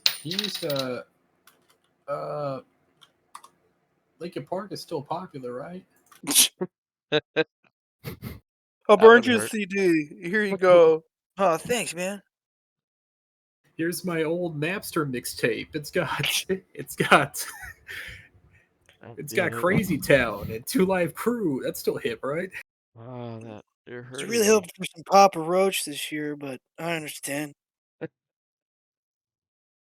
But but yeah, it's one of Mima's sisters comes to. She ruffles your hair and pulls out a few strands as she always does.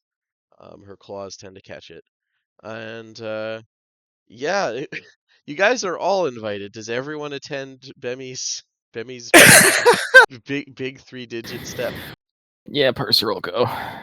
Mercy 7 will absolutely go.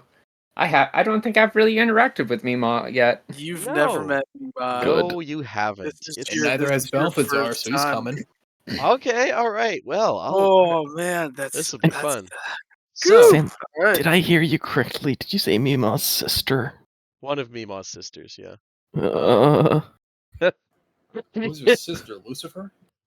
I mean, depends who you ask, but so you guys, first of all, Bemmy's Mima lives in the edge of the ruins of Karakos, which is a comedically haunted ancient giant ruin. down south, formerly like a city-state capital. It's like a Scooby-Doo amusement park. With a lot of very sad ghosts. And just constantly like engulfed in this like almost suffocating fog. And Mima's home is at the back of a cave, or at least the entrance to it. You go back and there's a mirror that when you look into it, you see a reflection of yourself wizened and dying. And you need to pass a wisdom save to not just have that burned into your retinas. Um, Would that but even work for Mercy? yeah, actually it would. Mercy Huh. sees all of like the live wood rotting and falling apart, the crystal cracking, like I'm the gonna use crystal my hero veins. point. I'm gonna use my hero point. I don't want to be scarred. Fucking, Motherfucker. I get a plus goddamn set. You know, I'm gonna use my inspiration to get that 25 because Hey, fuck that. you wanted to come to the party. So, Yeah, I didn't. Yeah, but I didn't know I was going to El Chapo's birthday party. well, inside, once you step through the mirror, because that's how you get into it, it is a on a hill, like surrounded by odd white trees, is a small shack. The it's basically in the middle of like a pitch black pool or like lake with stones that you have to like kind of hop to and from. And in the night sky are two moons with like slits across them that look oddly like eyes. Um, Perched as you go to like climb to get into the uh, hut, whatever you want to call it, tar paper shack. You see that the hill it's on top of is actually an enormous, like some kind of skeleton. Bemi mentions it's a big old giant tiger skeleton that sometimes Mima has like get up and walk around when she wants to stretch the legs. And yeah, inside, well, perched on top of the shack watching you guys is a gigantic vulture named Malice, who was one of Bemi's friends growing up. Mm, He didn't well, eat you. no, but he'd give me rides into the sky and try to throw me off. Yeah, yeah, yeah. There you go. So that's Mima's familiar. Yeah. And inside the shack, it is much bigger than it should be. Um, but almost all of the surfaces are covered with like hung mirrors of some kind. A lot of which seem to have people like ghostly figures screaming and trying to get out silently. But today, the huge barren wooden table is decked out with well, things like snake and spider stew and all kinds of other fun things. A couple blue candles lit, and there's a little bit of a crowd. There's Mima's sister. There's one or two obvious fiends. A lot of undead. Like I said, mostly the ones trapped in the mirrors, kind of let out to fill up the room. And yeah, it's quite a party. Um, and yeah, it's up to you guys how you want to linger with this crowd. Mima, for her part, um, since it's family, she doesn't bother to put on like the usual face she puts on for guests. So I'll put Mima's real face up here. Balthazar is being very kind, diplomatic, and choosing of his words because he's having dinner with Saddam Hussein. Well, Purser did, while I was in Corvair, pick up a gift for Sora Dotrea just in case. Oh, And nice. this is a good reason as any to hand it over to her since she's hosting us in her lovely home. Okay. It's a simple, polished mirror that was forgot in about Seer on that. the day of mourning. Ooh, Yeah, you know what? With dude, that, she's you trying to be like I don't know my grandpa? Like what are you doing? Just being polite. I, yeah. Hmm. I know that my presence is entertaining or concerning to many of the people that are going to be there, Bimmy. Purser the Gilf Hunter. I mean, Oh, Also, I brought a pot of Thranis-style jambalaya. I Oh mean, my god. that's popular with like the living guests, which is all of you, but the mirror she absolutely cradles and is like whispering to, overjoyed. And she's going to go over and like carefully hang it up. And she'll go back and she'll like kind of look you up and down, Purser, and say, "Oh, all right, just this once." And she's going to reach over and poke you in the chest, and there's a very bad burning sensation, and you see a mark, and you sort of like difference between a tattoo and a brand. That only lasts for about a year, but uh, that ought to keep the worst of it out for a little while. Like if you're gonna be this kind and thankful, I I can't have you going all crazy and trying to burn everything. And you are protected from the whisper and the flame for a year beneath his direct influence. Isn't Uh, that what he's God? that's no, that's Satan. That's Oh, okay. Okay. his No his whisper in God the and flame. Satan are kind of tied together at the tail. Hey, that's quite nice for a paladin to get. Well, the provenance is concerning, but I'll thank her anyway and mingle at the party. So, how long you been dead? 10,000 years. Yeah, and you That's hear, no. That's quite nothing. yeah, you hear like a couple snickers in the background. That's not that long. And you're like, they uh, uh, oh, okay, that was not for my ears. Okay, but yeah, the ghosts are, I mean, ghostly. They're not thrilled about it, but they occasionally poke at each other. They have to do this, every. I feel like Meemaw does this every decade, like she rather than every Fair. year. Yeah, Uh, yeah, that's fair. When but you this live is the that big long. one. Yeah, this is the big one. He's going into triple digits.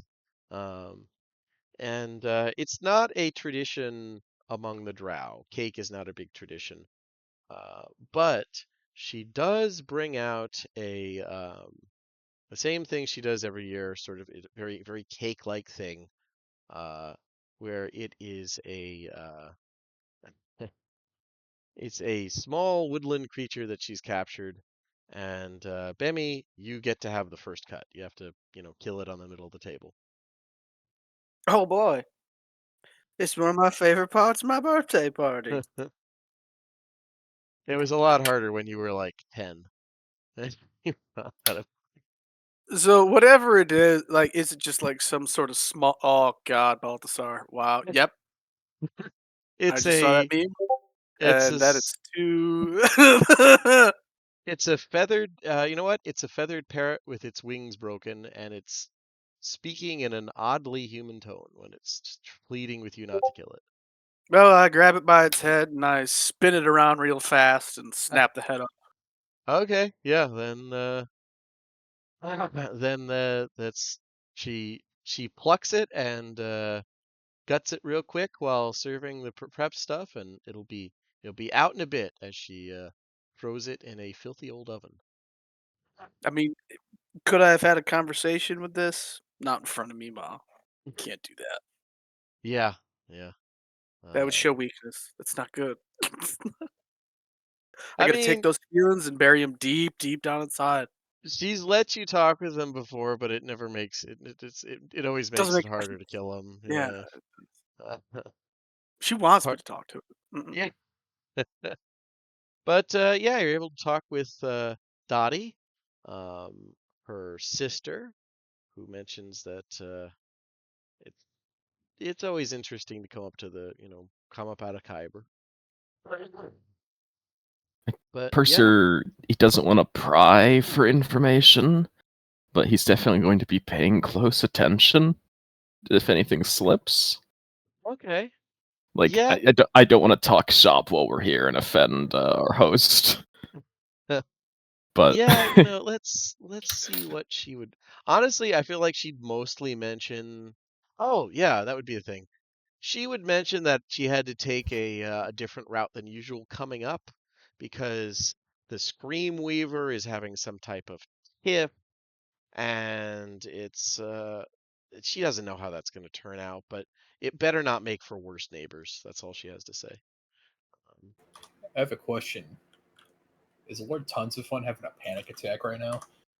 Lord Tons of Fun has like his usual comments. It was like, what are you doing here? Uh, when but when Mima answered one of his questions that you couldn't, he stopped talking. Uh, Oh, she literally answered his question for him just out of nowhere. yeah, Oh no, I don't like that. yeah. She kind That's of has a. that's very concerning because She this can room's hear supposed to make souls me pretty mind well. proof. Yeah, No. she can hear. It's not you that she didn't read your thoughts. She just heard him talking. So No, I know he's that's not Mercy talking. That's Joan talking. Just like, no. yeah. Yeah, she's one of the original 13 night hags, so it's yeah. But I'll just speak mentally. Do not say a damn word. yeah, there's no reply. He didn't need you to tell him that. That scared the shit out of him. I guess the metaphorical. But yeah, it's other than that, it's Hopefully a not it's the a literal. it's a fun party and I mean relatively speaking, and you all Yeah. leave with full bellies and a night none of you will ever forget. Um, no matter how hard you try.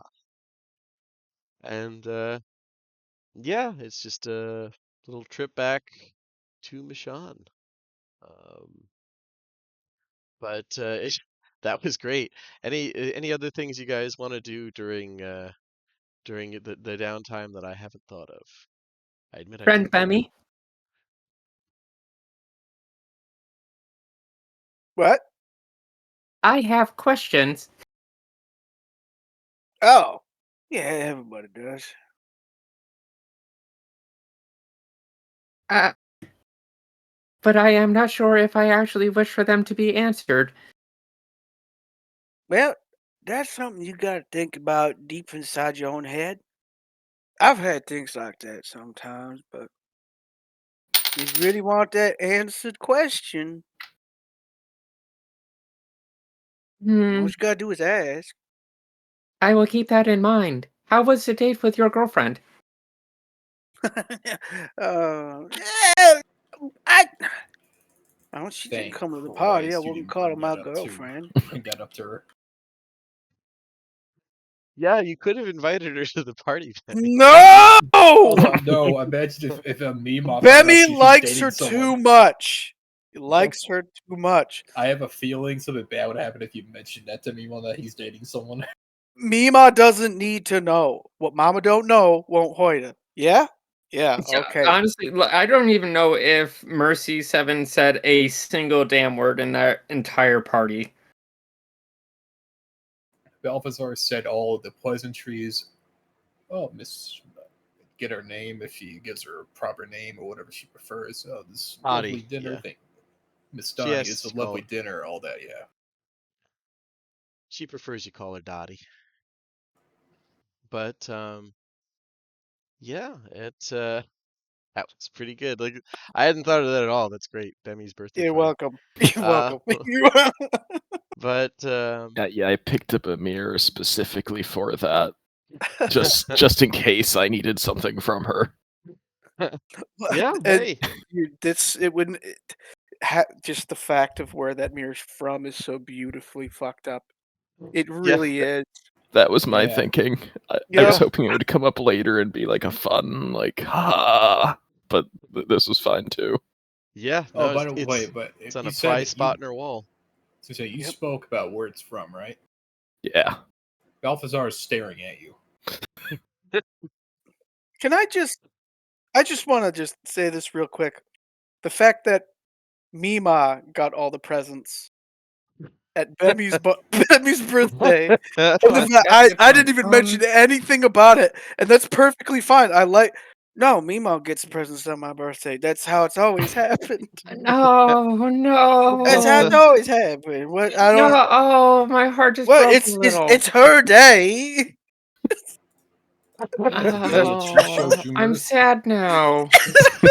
The day you were we celebrate the day that she showed you mercy. Yeah, she's kept you alive for another 10 years. She definitely deserves gifts. She's always explained it like that. Yep, Oh, absolutely. you know what? Can I commission like a nice hunting knife for Bemmy? Sure. I was I wouldn't thinking give of it at the party, but yeah. No, that'd be no. a terrible idea. Yeah. I was thinking of getting him something also. Yeah, Mercy, just knowing what she does about you and your interests would have commissioned how much would a masterwork dagger cost? Let's see. Standard dagger cost plus like it's uncommon. Let me look at the pricing. Plus the minimum for magic item. So let's see. Notes. Oh, there it is. I know it would be a party loot derp. I know I'd get there. I would say like 100 plus cost of dagger, so like 102 or something. Bemmy, what's your Okay, armor? does anybody want to chip in on that? I have 40 gold pieces. I may if my present gives me some leftovers. Bemmy, what's your armor? My armor. I think my AC's a 15. Yep. What is it, like a +1 basic? I think it's just standard. I think Bemmy's Just main plan has been to not get close enough to get it, usually. yeah, that's usually. Well, you know what? Sometimes shit happens. How much is a +1 armor? +1 armor. I think that's is that Rare, I a think. rare? Yeah, that's gonna be a little pricey. That one might be well, what kind is it? It's studded leather? The equivalent Uh, of. yeah. Um, I would say it's probably gonna be like in the 2000 range, probably somewhere in that range. Oh, just For regular like ass leather armor. oh, just regular leather. Yep. Then in that case, like a magic version of that, like I don't know, 1060 gold, something like that. Yeah, no, +1 armor was that expensive. Yeah, it's based off rarity. That's just how I do magic stuff. Uh, Bemmy, I may not be able to get you this present. you can chip in on No, the knife. That's I don't. I'll chip in on the knife because there I you don't go. understand what the whole if I empty rigmarole my is. bank account, I will not. I'll be barely halfway to getting a +1. Yeah, What it's was that, 100? Or sorry, 1,000? for the armor, yeah, for +1 leather armor. But anyways, The benefit How of being a much? monk is I don't have to Actually, spend money on this. I'm sorry, the 40 gold pieces was based off of how much I had left after getting the upgrades. How much money was I actually getting from running the shop? I have a thing here. Because Luckily, I am making money. I wrote it down. Okay. Oh. I forgot about that. You made monthly cost 40 gold. Choose the garden info. Okay, so you made 45 gold every 28 days. And I think it took about a month to build. So you have 405. Don't quote me on that, but I think yeah, I think you have 405. Yeah. That doesn't sound right, but yeah, right now, go with it. 400. 5. Okay. Yeah, for 9 months of making that money. That's where it's coming from. I was like, that seems high. I was like, oh yeah, because it's 9 months of passive income. Okay, so that would give me 445 and um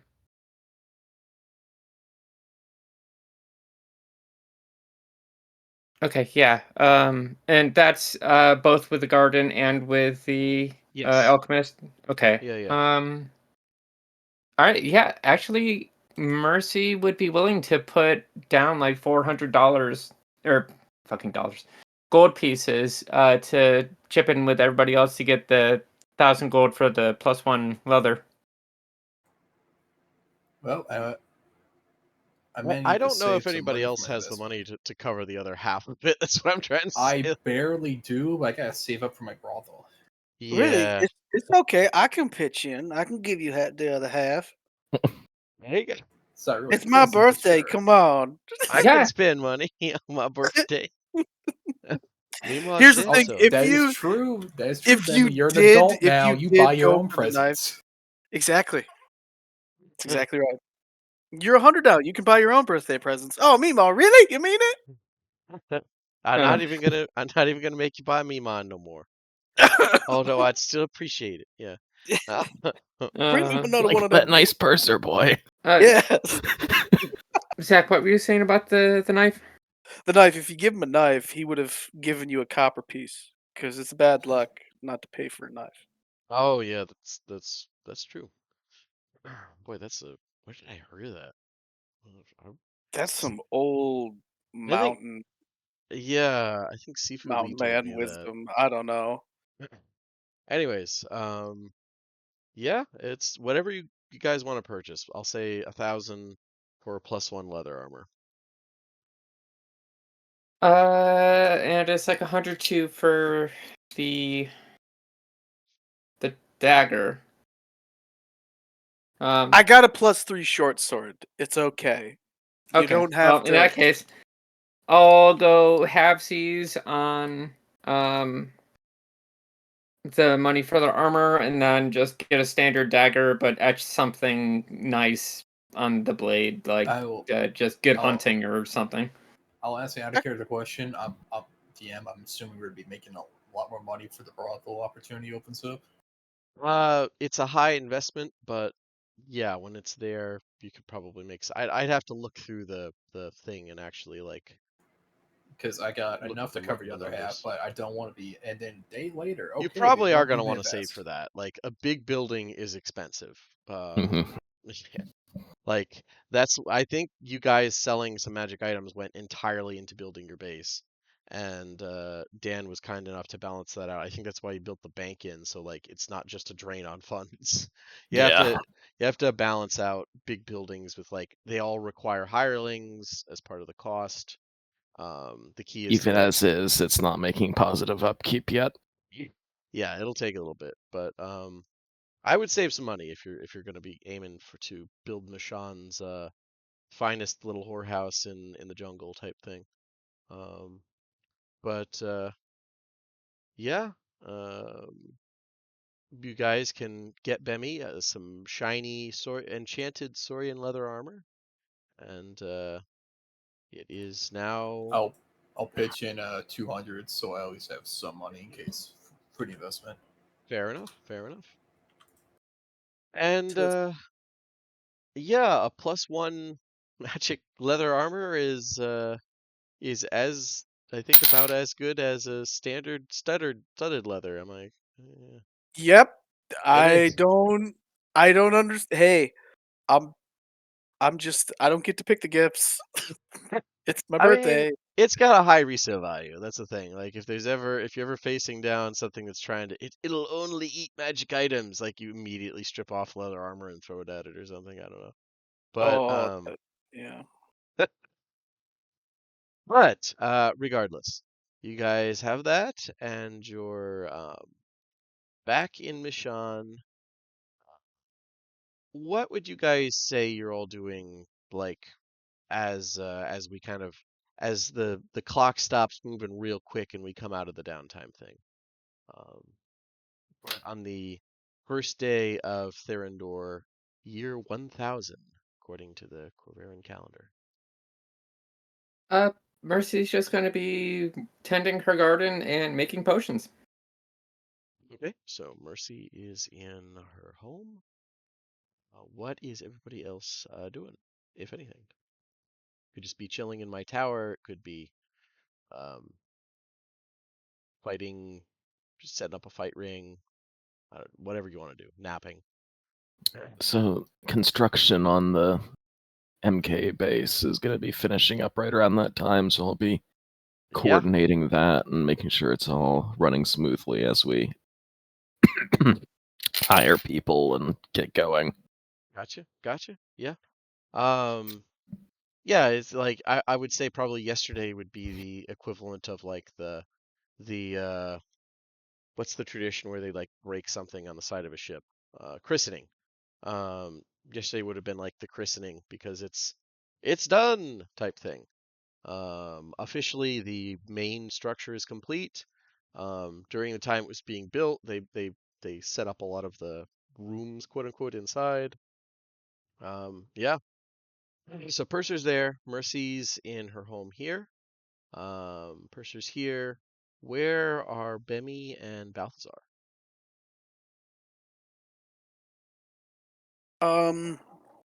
As far as just like They're, what they're would we be chilling for the doing? day. Yeah, it's about 9 in the morning.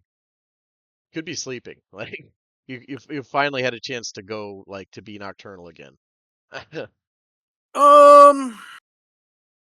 Ooh, that's actually a very fair point. Yeah. Or trancing or what have you. Yeah. Okay. So probably back in Bemi's home, Yeah. I'll be back in across mine. across the giant ass cornfields. Yep. There is kind of a walkway to it, but I imagine how is Bemi appreciating the enormous fucking cornfield that was Like they planted like didn't. They didn't ask. They didn't ask.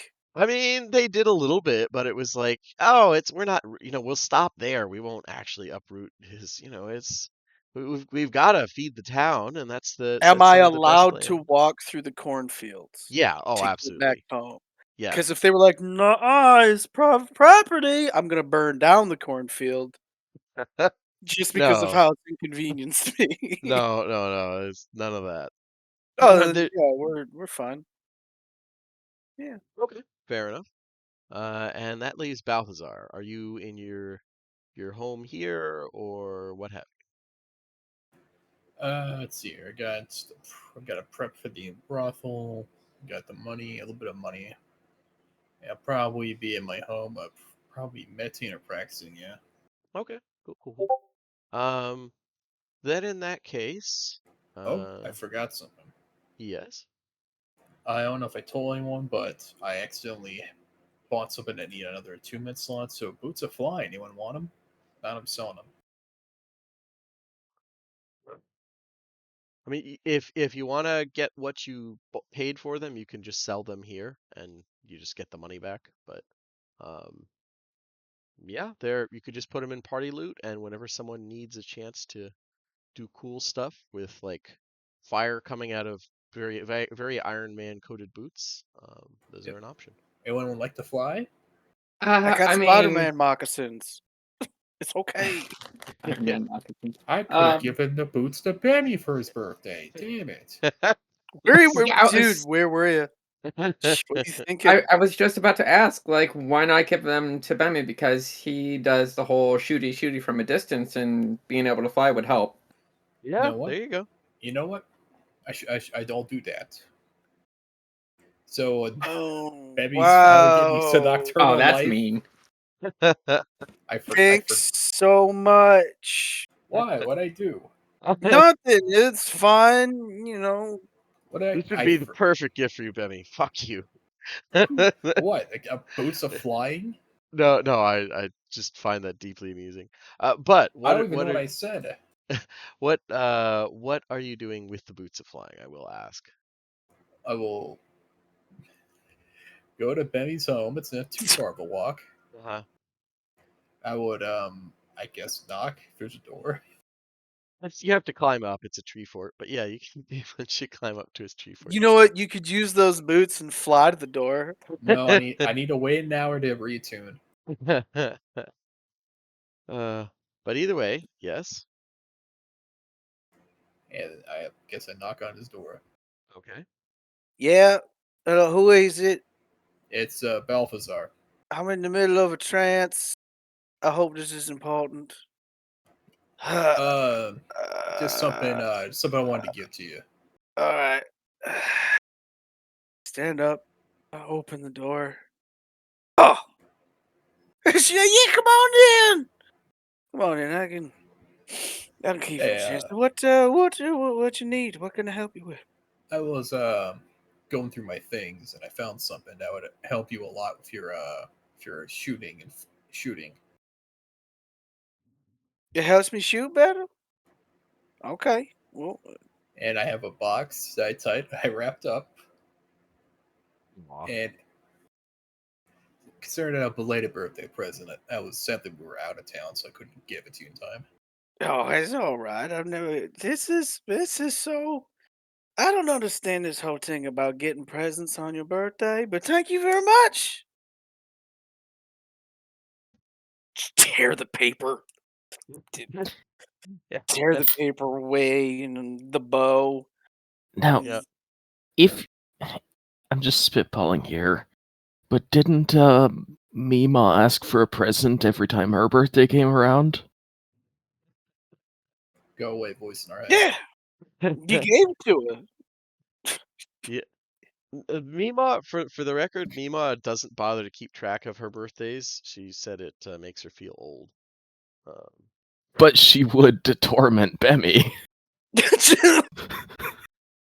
Yeah, Me- that's true, but You didn't get me nothing this year, Bemmy? Of course I did. You know, I on got my this birthday. special oil for your feet rubs that you like so much. Yeah, So you know false. what? That's a valid point. Mima's birthday, it's funny, Bemmy. Hers is celebrated every year, and it always comes at different times. Uh, it's almost like she's just making it up. Yeah, last year she was 39. This year she was 39. The year before that, she was 842. Yeah. But there are winged boots. They you click the heels and you fly for about 4 hours. Mm, that's interesting. And he's just gonna walk up his wall and hang upside down from the ceiling, looking at the boots. Just, I I mean, are would they say quiet? they are quiet, yeah. In spite of like when they're active, there's like a little reticle of basically fire along the edges that just like activates. It doesn't actually shoot fire or make a noise, but I'm imagining very Iron Man boots, given that they're Sulatar product. I mean, the only problem is I have to attune to them, right? You do. So everything that I'm already, Well, you pick one thing that you drop attunement to, and then you can tune to them. Yeah. yeah, take an hour. Maybe when the time comes when I need to fly, but right now, I ain't gotta. It's He's fine. standing on a ceiling. But either way, that is it's a pretty good gift. It's not Uh, bad. That is pretty good. and you know what? We'll say while you guys are in Bemmy's home, um, Purser, it's the it's the end of the rainy season, and it's the second time for most of you guys in the MK party. But enduring the near everyday downpours is enough to encourage anyone to stay inside. In spite of that freaking tower, they still let it rain constantly. Apparently, they say it's good for like the sewers and what have you. Um, but today it's the end of that. It really and it feels like it. Today's looking to be a sunny day. mid 80s with the worst of the humidity cut by a breeze that comes off Sea Spray Bay. It's not bad. Um, but Mercer, while you're in the MKA base, I imagine you and everybody else has kind of like a little office area. Um, there is a knock at your door. And you could just like type O for open or something. I don't want you to Yeah. have to talk every time. Um, and Opening it, you see a familiar figure in eye-watering, shimmering robes looking around curiously. Oh no. Ah, there you are. I want to speak with you and your group of allies. What would you call them? Kolsad seems a bit glum today. Yeah, Purser's too busy to deal with this right now, but he has to play along. You could just like it's just a bad time, man. Come back. You could do that. He's like covered in paint and like dust from getting things renovated and ready, but yeah, he'll say, Watcher, it's good to see you again. This is our headquarters, the MKA. What can I do Okay. for you? Hmm. Well, as I said, I would like to speak with everyone, but if they're not around, I suppose I could just tell you. Um, I have need of information, and I was hoping your group could provide it. On the nearby island of uh, Hamilton, the lizard folk have been unified under a warlord named Syruxel. I recently found from other sources that the last of the independent tribes on the island finally submitted to his rule. A unique moment in the history of the islands and all that. Not since the fall of the Neo-Suyat League has any one power controlled an entire island.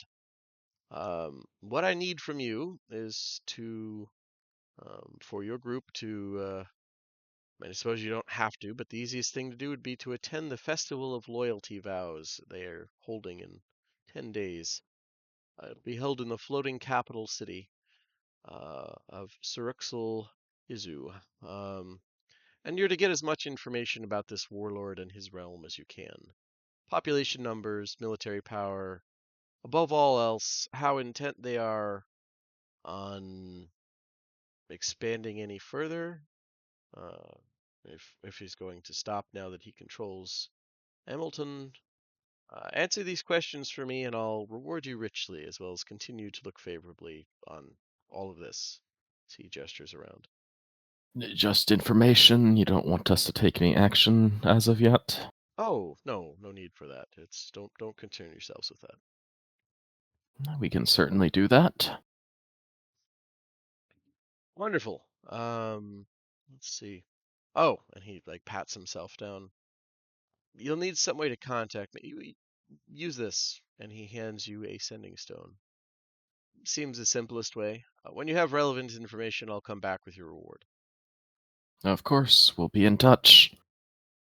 And he probably just like curiously looks around and goes up the stairs to where the lighthouse part is, and leaves the same way he did last time, by leaping out into the air and dropping his transformation, shifting into an adult bronze dragon, and flying away. You hear distantly an alarm bell ringing from Fort Kanos as people are concerned at this that sudden appearance of a dragon again.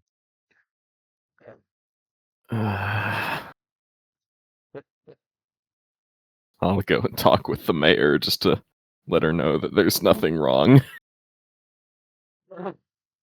And once the party comes back, I would imagine Purser fills you in a bit. Yeah.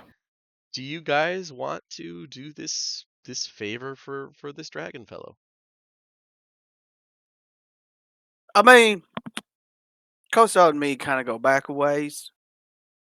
It's true. That's true. Nemo always said to stay away from him, but I never really had a problem with him. I like his cat. Yep. I ain't got a problem helping him. Okay. Balthazar, Mercy. Um, Mercy's all for it. okay, okay. Probably once it's explained why a fucking dragon just flew away from from the town. Balthazar. I don't see why not. Okay, cool, cool. With that in mind, if you guys take your mega ship of awesomeness and take the most direct route along the river, going down here, blah blah blah. It's about an 8-day journey, total,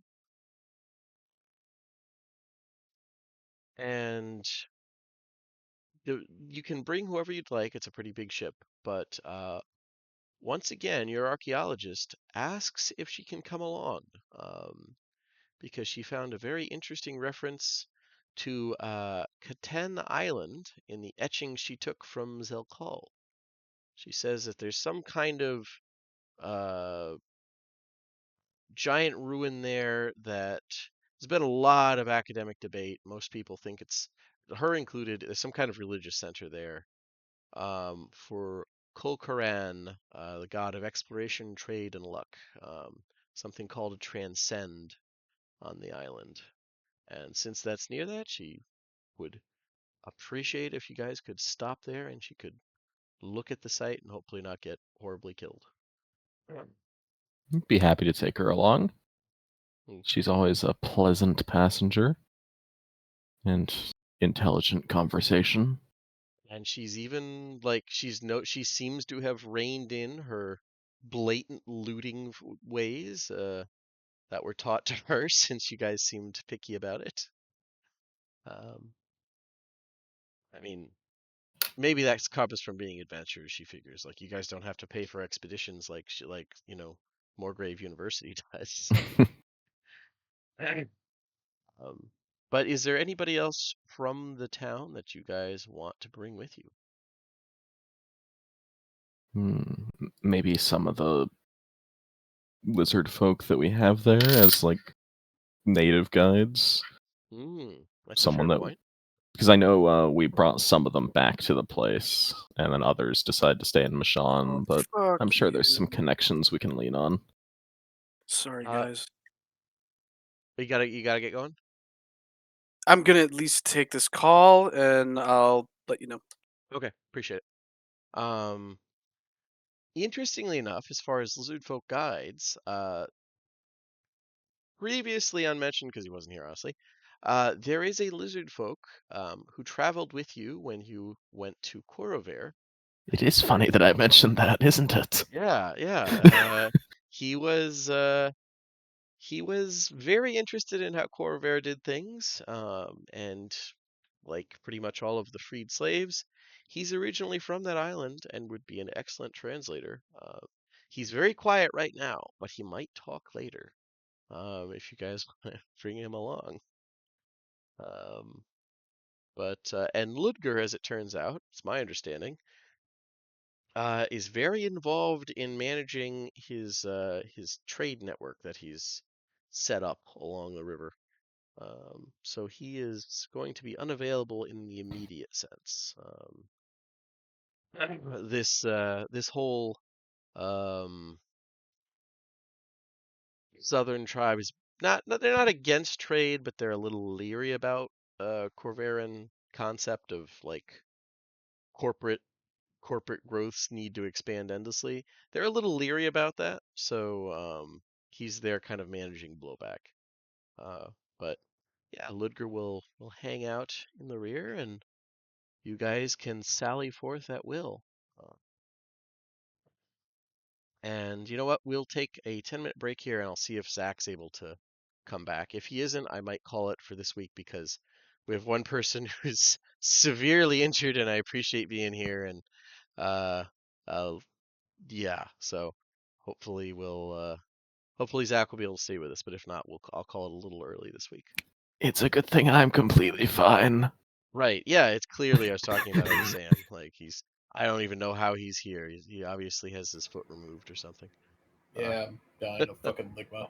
Yeah, exactly. The mind goblin. It's taken the ligma. Yeah. All right. Yeah. 10 minutes. We'll be back.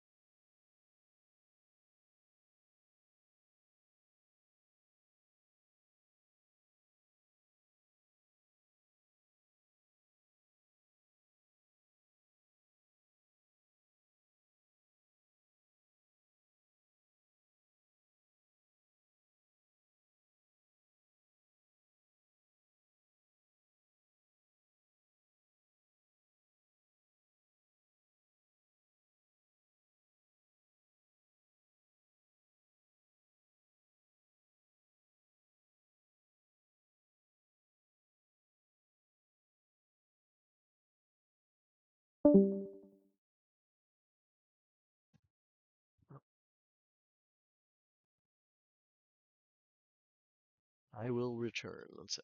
Oh,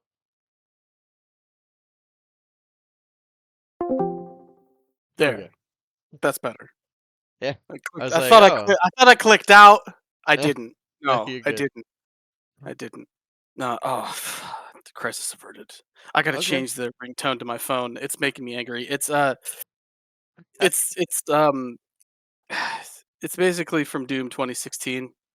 So it's like no, I don't want that ringtone to actually, I don't want to go to work that angry. It used to bring me It's happiness, but I it's gotta Duel change of it the now. Fates. Yeah. Oh, bro, like, uh, Yeah. okay, sorry about No, you're good. You're good. We did a bathroom break. that. Oh, okay. I'm back. I know Joan is back. Other Sam, Dan, you guys with us? Yep. Here and happy about it.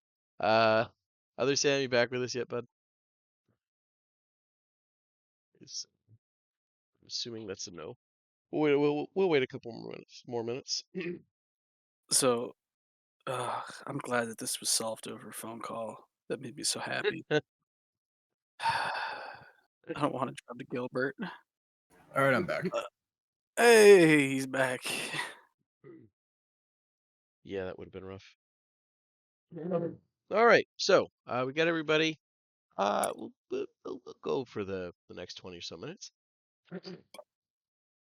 Um, but yeah, tagging along, you've got Roslyn, and you've got the.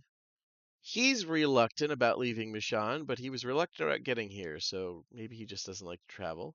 Is Sardud Yajak, the nominal member of MK, assigned to you by Elm Cusp. A priest and bureaucrat doesn't look thrilled about like leaving the main island, but he doesn't have much of a choice in the matter, and he knows it. So he will tag along, and he is capable of casting spells, meaning he can drive the ship when you guys need somebody else to take the wheel, so to speak. Yes. And yeah, once you guys have everything you think you'll need for the journey, uh, the first day will take you from Mishan to Moldasar Lake.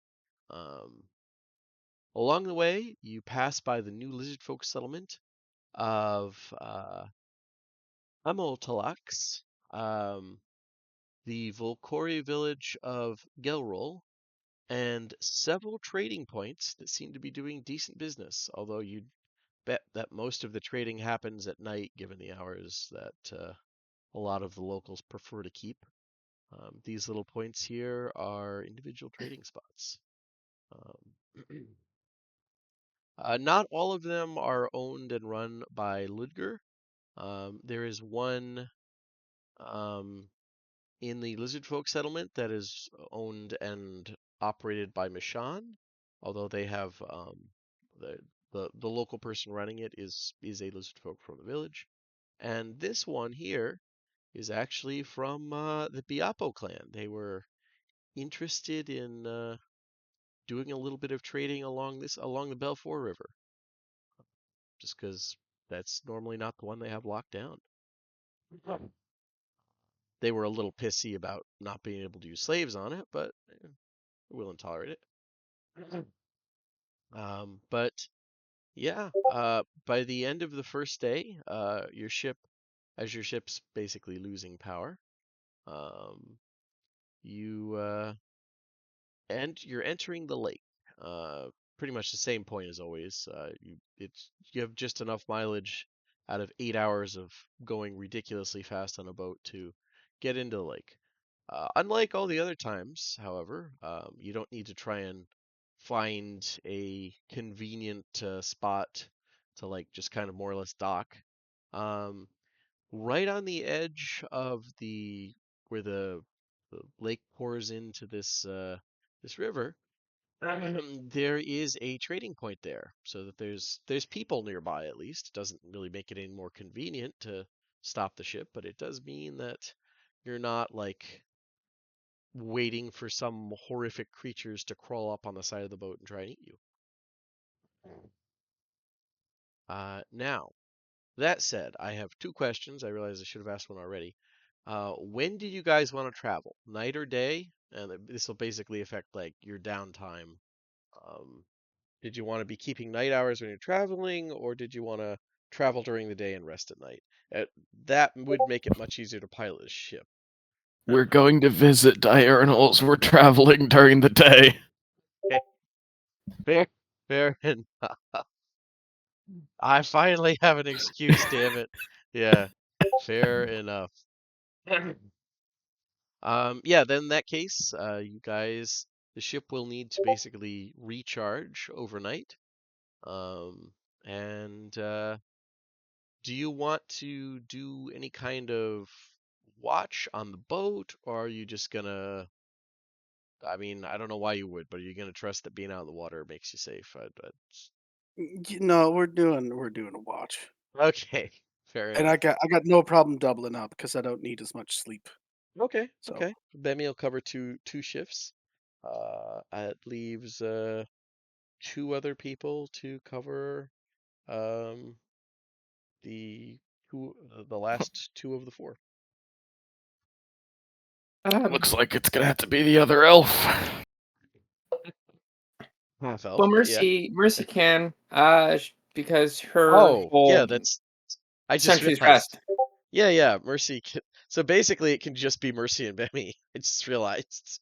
Yeah, you have fair we enough. take all the shifts. Yeah, you can. Yeah, that's literally We just sit perfectly there doable. talking, just being, yeah, Yeah, mm-hmm, With Pearl. yep, yeah. yeah. With Oh yes, we get a kitty cat. with a glowing kitty cat. Yep. Okay, then in that case, of the two of you, I guess, who wants to go first? I'll go first. I'll go Okay, first. then give me a perception check.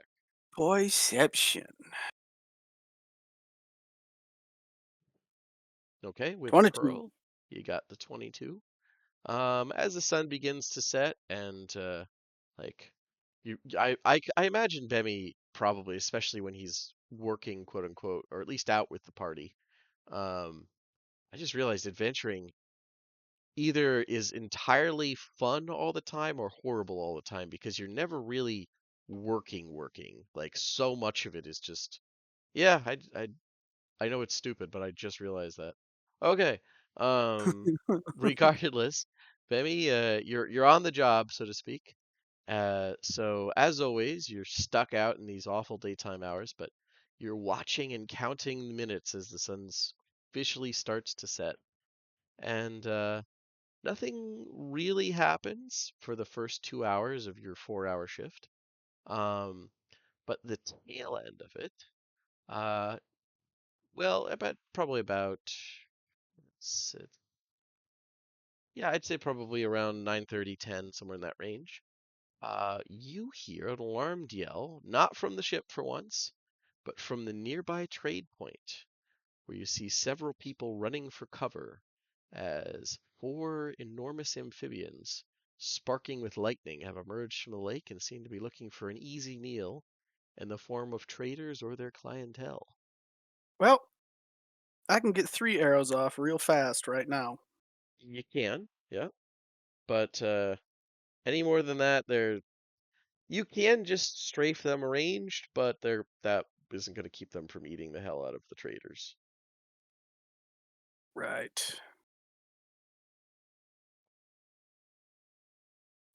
Well, it's the right thing to do. You could just watch. Oh, look at Just watching. Oh my that. goodness, they're getting eaten by frogs. They're swallowing them whole. That's how they do it. Oh no, I'll take the 3 shots and then I'll get everybody. Be like, come on, these people are gonna die. Need to help them. Fair enough. Okay. Yeah, it's a relatively simple thing to get off the ship and run up the muddy, sandy little embankment towards the high point that they built the trading spot. We'll put you guys on the map. 1 second. Sure works. For some reason. Let me add that filter. Add the night filter.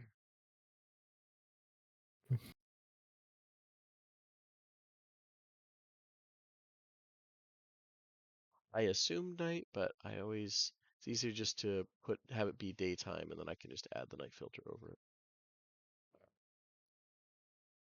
Okay.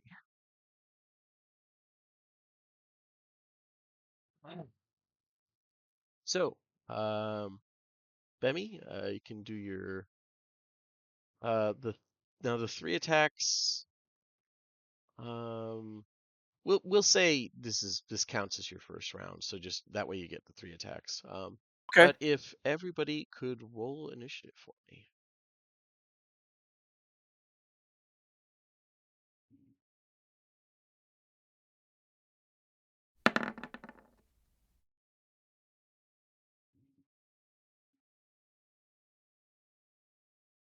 Did we have a long rest?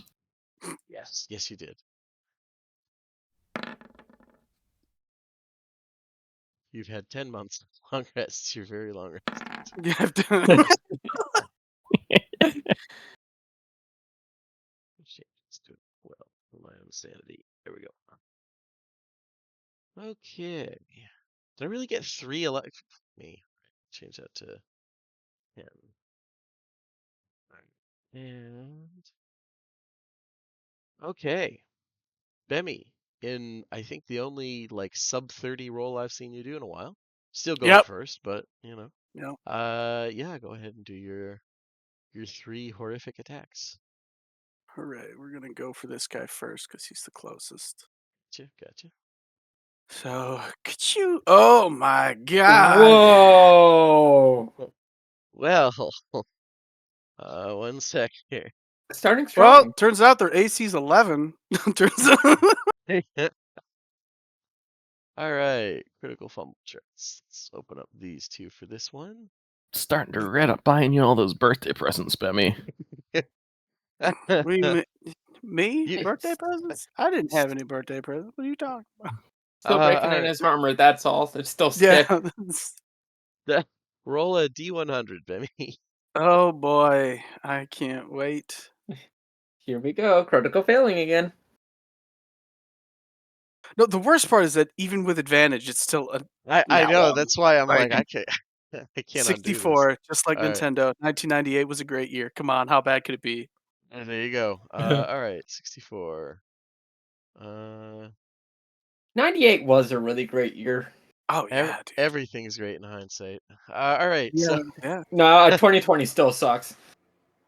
just give it time. Give it time. All right, so I would say 2005 for gaming. your quiver spills. You tilt it over by Oh. accident, and half your bolts dump out onto the ground. Oh, I still got 40 in there. All right, I'll pick 'em up Yeah. later. I still got 4. You can pick them up later. It's not a big Yeah. deal. And How many? go ahead and do your other attacks. Nobody saw that. Everybody was was rushing forward. Clearly, no one saw that. All right. Here we go. Boop. All right, that's better. That hits, yeah. Okay. Only one's a miss. It's not fucking Pathfinder, Sam. Yeah. All right. Let's see. 13. 13 Wow. does not quite hit, but it's not another nat 1. That's the important part. So your first one hit. Okay. Yeah, it's 10 points of damage on this guy. Okay. These guys are hipping and hopping. I can't get a good angle. That's you know I what? That lean is to the it. right, and that's why all the arrows fucking fall out. Like, It's to keep hopping. It's the perfect strategy. it's, Anything else, buddy? I guess I would just shout at something in primordial. Okay, fair enough. Stop hopping. All right, Yeah, there you go. Mercy, what would you like to do? I would like to go into melee for the first time since I've gotten the belt of giant strength. I'm going to hit something really fucking hard. Bemi was shooting this one, the lead one. Yeah, Indeed. just because it's 5, closest. 10, 15, 20. Let's see. And then I am going to. Does a 14 hit? 14 does not quite hit. Hmm.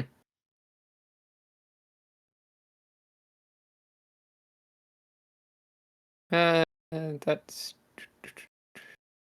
I fucking. There are too many things. Guided strike. Okay, but I got to do that before you say that the attack hits or misses. So I'm just gonna ignore that for now. Um. Thank you for reading that. Yes. Fucking. Okay, I think it's like equal to the number of my wisdom modifier I can attack twice. So I'm gonna take that and try to smack him again. Okay, fair enough. Okay, yeah, I think that one hit. No, 30 misses. Once again, not Pathfinder. Yeah, that hits. Okay, thank God. Pop Yes. how you beat the shit out of this sparking enormous frog. Which, by the way, I just realized I'll put the image up. Game images. There it is. And There we go. Okay, so 19 off.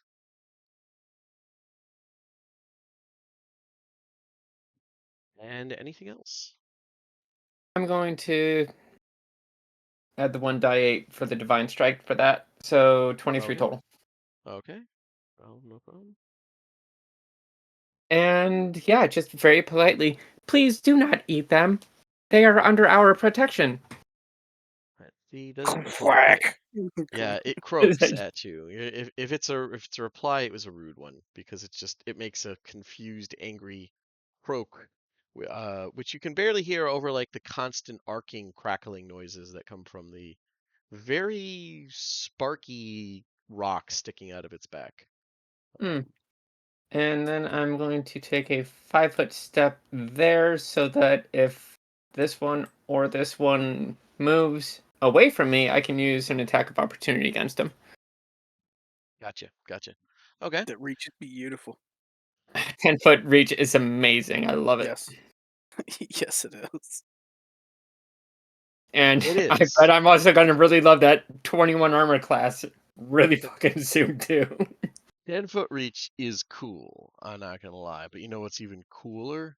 A 20-foot 20. electric tongue. All right. Hell yeah. Oh darn! Armor I class, am made armor of class, metal. armor. This halberd is made of metal. Oh no, One it's frog narrows his eyes, looks at you, and goes, "Ribbit." Man, I was spot on. I mean, this is aimed at Purser, but unfortunately, I don't think a 10 hits. Just makes me very No. sad. So then, yeah, oh, it can just do that. Derp. Then it's just gonna use lightning leap. And then pull. Yeah, that works.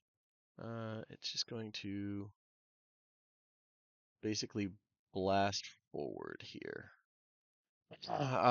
It basically like the lightning around it sparks briefly and very superhero movie-esque. It just shoots forward too fast to see. You just see sparks of lightning.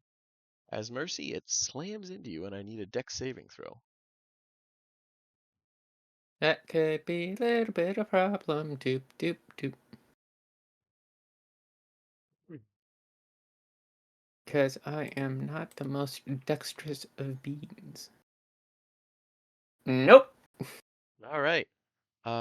You are knocked prone, and you take. I wish they don't put the damage in automatically, but I can just roll that with the dice roller. I'll do it proper here. You take 7 bludgeoning damage and 5 lightning damage. And that's its turn. I do not appreciate being knocked over. There's like little sparks around. And this one, they're not deep thinkers. They don't really care that their companions are having problems. So it's just gonna go forward here and try and nom on some of the traders. Electric tongue. Oh, now you get a fucking 20. Okay, yeah, fine. All right, then he is still alive. That's the important part. Just very badly shocked. And he is grappled. I think we've been using this. Let's see. Now it's going to try and use one and uses swallow. Okay, now it's going to try and use its swallow attack. It's going to plum. Makes 1 bite. Okay, so that's a weird move, but it's part of the bite. Bite has to happen first. Oh, wow. Okay, so the bite it can't quite get him in its mouth. This panicking Sulatar merchant is like kicking the fine pottery as he's dragged towards the mouth of this thing, but it can't quite get him in. And yeah, that's it for that one.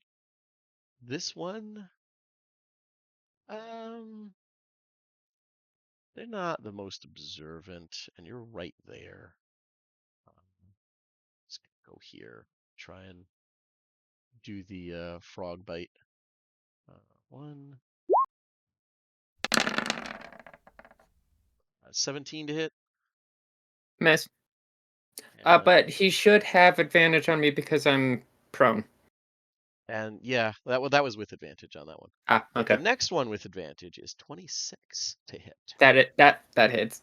Okay. Why did it? 1 second. Why give me 2? Bite is 1 sec. I have to look because they didn't list. Bite is okay. It's piercing plus lightning. Okay, I just had to. Why would it be piercing? It's a frog mouth. I'm changing that to bludgeoning. Snap decision. 1 sec. All right, altered. Okay, so you are dealt 11 lightning damage and 10 bludgeoning damage, as the thing is toothlessly gomming on Nom, you. nom, nom, nom, nom. And let's see. But you're not grappled or anything, it's just biting. That's fun. And that's it for that one. Purser, what would you like to do?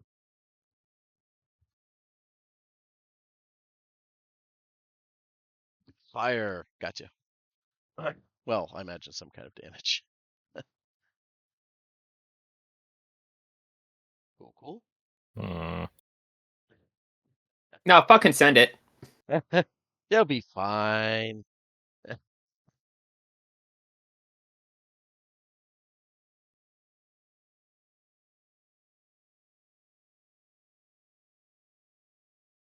Listen, if Rahamu can firebomb friendlies, I think Purser can.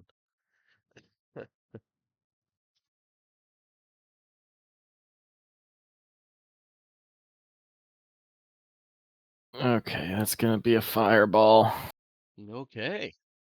I'll do 3 deck saves And one from Mercy, unfortunately. I just curl up into a tight ball and fail that. Okay, I got an 11, a 15, and a crit. 27. So, yeah. DC is 15. All right, so 1 fail, 2 saves.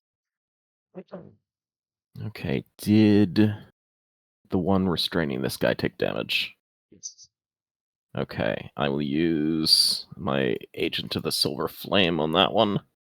Okay. So the flames, like, instead of disappearing, they shrink down and turn into silvery chains that wrap around it. Nice, nice, yeah. Just has to give me a wisdom save or be paralyzed. Ooh, Or sorry, restrained. wisdom. That might be a little trickier. Right, let's see And here. it takes an extra 1 radiant damage. Has a What was 6 pass? No. What was the damage for the fireball? 26. Not, you didn't upcast? It was upcat. Oh, sorry, it was 32. Yeah, it separates them. Yeah. Oh, there's the damage. I see it now. Cool. So that's nice.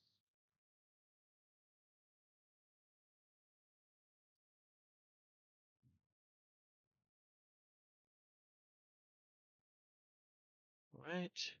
And I'll put a little restrained because that is nice. All right. This one It's a really nice effect, yeah. failed. It's gonna take full damage.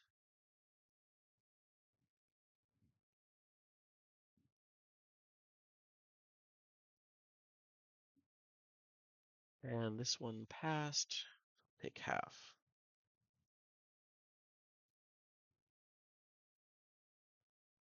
And I'll just step in and provide Mercy some cover while she stands up. Fair enough. Fair enough. By the way, we'll finish this round and then we'll call it for this session. All right. Oh, Well, remember, we're only doing 3-hour sessions, so. This one, I know, but I was going to do a really cool thing. you could type it to me next for next time. All right. This one is going to.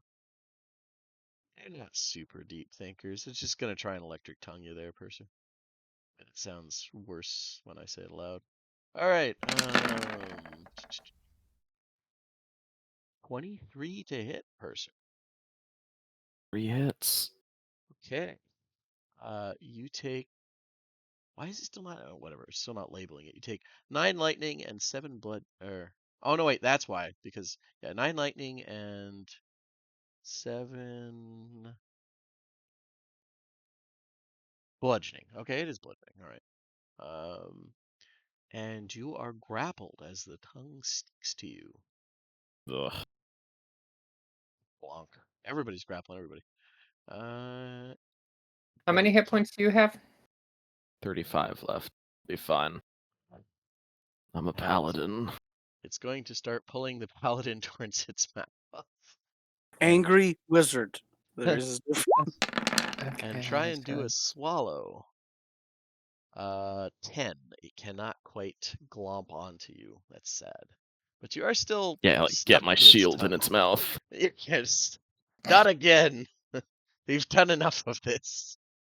If There's you no. weren't aware, Mercy, I'm the tank. We're Clearly. both pretty tanky. No, I'm not even saying that ironically. That was the role he shoved himself into, much to everyone's horror. All right, Balthazar, what would you like to do? I move in.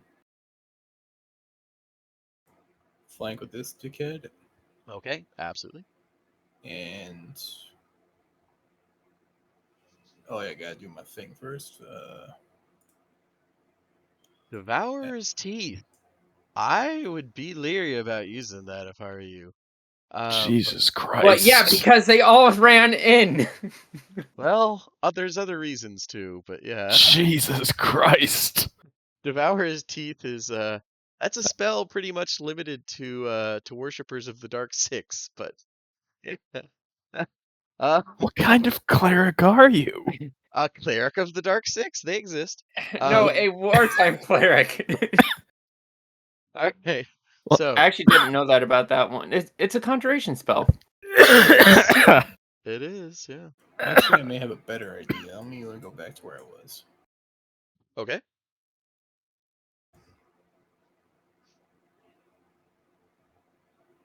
And reach from multiple things don't stack, right?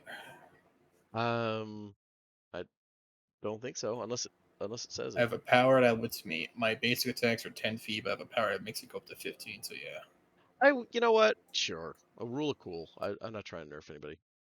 If it's ridiculous, we'll get rid of it. But I don't see that as any more ridiculous than usual shit. Yeah. All right. I have a bonus action. I'll pop it to activate my arms. And damn it takes a bonus action to activate the tattoo. So I think it matters. I mean, it's a cool concept. I like the idea of like stretching them out even further with like more magic effects. So I'll fight this one actually. And I'll do 17s. Those both hit. All right. Pop a flurry of blows. It's currently restrained, so you're definitely hidden. So I have a extra force because of my tattoo. So Yep. 11, 19, 31. All right, so 38 total damage. Nice. All right, yeah, that's it feels that. Doesn't like it. Something's hitting it. It doesn't know why. It's just here to try and eat. And yeah, nice. Anything else? Let's see here. Do I got any? I used a bonus action, so no, I don't. Cool. All right, then in that case, we will go to we will end it here for the week. Thanks everybody for coming. Mercy's about to terrify person. Okay, no, but like, I No, I'm not it's terrified of the wearing spell, this just what I'll have to do to you. I'm not good. Listen, I'm not gonna begrudge you for not knowing. Oh, this is part of the. But I will say the Devourer is like Sovereign Host is basically there's an acknowledgement that there's what is it, like 16 gods or something? 9. And Well, 9 plus the dark 6 for 15. yeah, 9 plus the dark. Okay, 15. There's 15 gods as part of that original pantheon, but um, your faith pretty much said, hey, there's 6 of them that seem more malevolent in their nature, or at least more chaotic. And so we're gonna say that those are the evil gods. Our gods are the good ones, the 9 affiliated.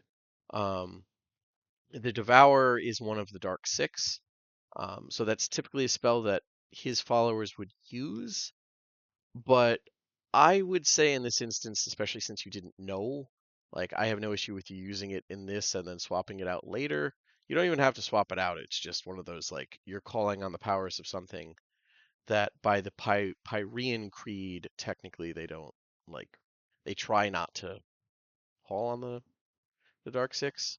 But yeah, I just like I said, I'm not gonna say no flat out or anything on it. I just want that way you have a little bit of the weird lore stuff to it. Mm. Because there's no way for you to know that, and I don't expect you to like read through like 6 Eberron books or something.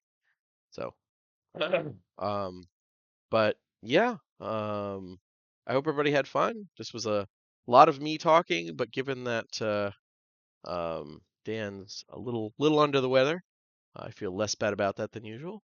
And we will come back next week, same time, hopefully, and we will continue on this fight and continue the journey to the Lizard Folk capital.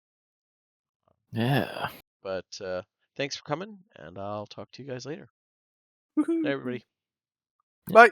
See you next See you around. time.